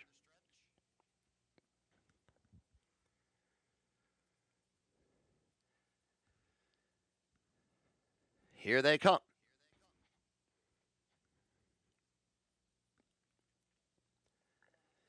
They are off in the 8th Caesars Trotting Classic. And Ponda Jet will go right up for the lead. Next is Flagman, then Hill Exotic. Lexus Cody gets away fourth. Periculum is next. After that is Highland Kismet. Then from the second tier, French Wine, trying to move through on the inside. The trailing twosome early on here, Help First Edition and Oh Well. They go by the opening quarter in 26 seconds. And moving to the backstretch, Hill Exotic has taken the lead. Ponda Jet now back to second, followed by Flagman third. Lexus Cody is well positioned fourth. Then it's Periculum racing fifth. A length back to the pair of French Wine and Highland Kismet. And then the last two are Oh Well and Help First Edition. They're coming to the half-mile pole. Ponda Jet has retaken the lead through a half mile of 53-3, 27-3 for that second quarter. They are moving right along, going to the second turn. Ponda Jet in front. Here comes Lexus Cody now, first over. Hill Exotic is down on the inside. Periculum is moving up second over. Then fifth is Flagman. Third over is Highland Kismet. Down to the inside is French Wine. Then Oh Well and Help First Edition. Ponda Jet and Lexus Cody are right together as they come to the top of the stretch. And Periculum looms in third. They are now in the stretch, 122-2 for three quarters. Highland Kismet has gone on a break off the turn. Lexus Cody has taken the lead. Ponda Jet to the inside. Periculum is on the outside third. It's Lexus Cody in front to the final eighth of a mile. Lexus Cody with the lead. Trying to close down the outside is French Wine. French Wine is coming fast. Lexus Cody, Periculum, French Wine. It's going to be tight on the line. Photo! Lexus Cody might have won it by a head from Periculum. French Wine was third, then Flagman, 151-1. This got desperately close at the finish. Was it the 7 to hold on? Was it the 3? Paul Verderosa, what say you? I thought on first glance Lexus Cody held on. I was watching French Wine fly on the outside. But perfect trip here for Lexus Cody. Ended up coming first over, at a steamroll, and Curriculum made it really close at the end, following his back as they got to the line. I think 7 held on. We'll find out closer and slow it down. But nice effort by Lexus Cody for sure, because he had to do some dirty work to come first over and put away Ponda Jet. It looked like a couple moments there where it was put away. Lexus Cody had put this one away. I think. You think the 3 got? No, I think the 7 got. You think the 7 held on? Okay. Yeah. We'll see again in this shot as they slow it down. But he's looking over. I mean, tremendous effort from some of the main contenders, but now you get it slow motion. Yeah, 7-3. And they're saying 7-3. Yeah, 7-3 there. And I gotta say that when I say they, I say Paul Verderosa, producers back there, because that's as a track announcer in my daytime, those are those 2 close to call ones. Listen, Michael Chamberlain called it. He did. So the man is there. He called it. So I'm right there with him. I'm assuming he's right. But, yeah. Let's see what Gabe and Jess. Are you calling the photo? Was it 7-3? That easy? Oh, I don't know about that. At first, Gabe said the 3 and I said the 7. And I take a closer look at that, Gabe, that fast slow-mo replay, I guess you could say. Lexus Cody looked like he was going to push on by first over and go right on by. But Curriculum, he kind of he had a lot of trot there late in the mile. Oh, he did. He was set up second over, Justin. I really thought that he should start to tower up and go by. This was a heck of a battle. Bang, bang finish here between the 2 favorites. And I mean, this, again, live, I didn't think the 3 got up. But they're taking a good long look, because why not? Let's have a long photo here after all the chaos that's got into the Caesars Trotting Classic. So it just can't be settled easily here. As the 2 favorites, both are trackside. Neither driver really giving any indication on what they think here. But the longer the photo, sometimes more likely that this could be a dead heat. Yeah, and not to mention either, too, Gabe, sometimes drivers come back to the winner's circle with confidence, and you see both of them circling on out there. And we do have a dead heat. Oh, I just see it posted there. Heat. An absolute dead heat. Hey, it's a tie. Let's call it the Caesars Trotting Classic. They hit the line together. Dead heat. And it looks like Jenna Otten is already ready to get interviewed, but a dead heat for the win. I mean, we've had everything. Let's go to Jenna right now. Wow, what a drama, Caesars Trotting Classic. You guys were out there a pretty long time. This guy may be a little fired up. How did he handle that before the race? Actually, he wasn't fired up. He was a total gentleman out there. That's why I kept him just walking and jogging slowly. It definitely didn't bother him. We were obviously there a long time, but he's just a true pro.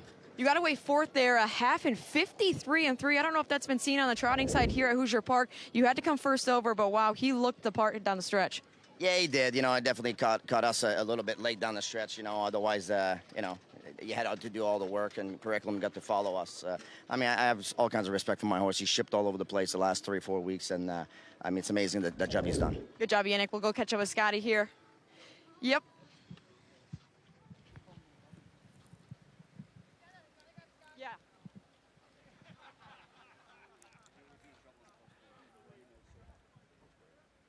Got Scott Zeron. Here I'm going to be joined with Dead Heat co-winner Scott Zeron there. Scott, this guy is so good off cover. When you were second over behind Lexus Cody, you got to be pretty confident. Yeah, especially with the hot fractions. Lexus Cody's such a great horse, and obviously I was in the right position, but we'll share a dead heat. Yeah, did you know it was a dead heat? I mean, they looked at it forever, but did you think you got past them? Yeah, it was tough. He was on the rail. I was about 7 wide, so I couldn't tell. I was just trying to focus on my horse. He has been well-traveled throughout the course of the summer. Must be a good feeling to pick up another win. It certainly is, and, valiant effort, obviously, by Lexus Cody, and, we'll share the victory together. Congratulations, Scotty. Thank you. Scott Zeron and Periculum and Lexus Cody and Yannick Gingras capture the Caesars Trotting Classic in a dead heat. We'll send it back to Chris and Paul for final thoughts on the night. Star stuff there from Jenna Otten as she was running to 2 different connections. Put that on the highlight reel, because a tremendous job there. Talking to the winning connections. Hey, a dead heat. Connections seem happy.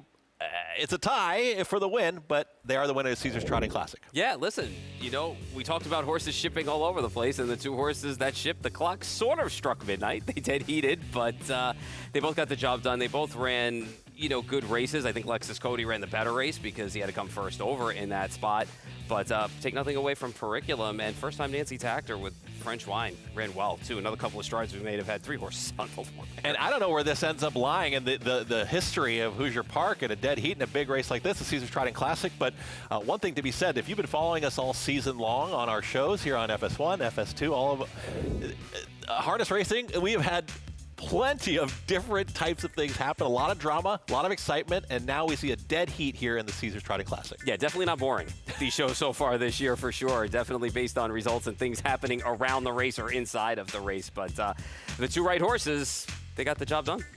Yeah, you're going to see a lot of prices in here. Dead heat for the win, 3 and 7 Periculum, Lexus Cody. They're going to share that victory in a very, very tight finish. So, and it's also one of those, everybody was calling the photo one way or the other. Hey, we weren't wrong. Everybody ends up correct in that situation. We've had a fantastic time. It ends with that Trotting Classic big winner. And a big shout out to the crew at Indiana. I think we're going to go, are we going to go to them one more time? Gabe and Jess? All right. Hey, what else can we say? Throwing it to you guys here. Wild stuff. Yeah, definitely a dramatic finish to the night, Gabe. Both solid performances there by Lexus Cody and Periculum to tap off a great night of racing here. Yeah, it really was a great night of racing, guys. And you know what? We were having quite the debate here. I thought the 3 won, she thought the 7. Guys, it turned out we were both right. Everybody ends up right in that situation, but great for the connections, great for the state of Indiana, and great for harness racing to see plenty of nice performances, strong performances. Performance of the night for you. I guess the dead heat in the Caesars Trotting, and obviously the Hoosier Pacing Derby as well. I thought was a big effort. Yeah, some superstars may emerge from this night, of course, and we've got plenty more throughout the season. Breeders' Crown, too, taking a look at that. Can't wait. Hey, great show tomorrow. Come on back. Thanks for joining us here on America's Day at the Races.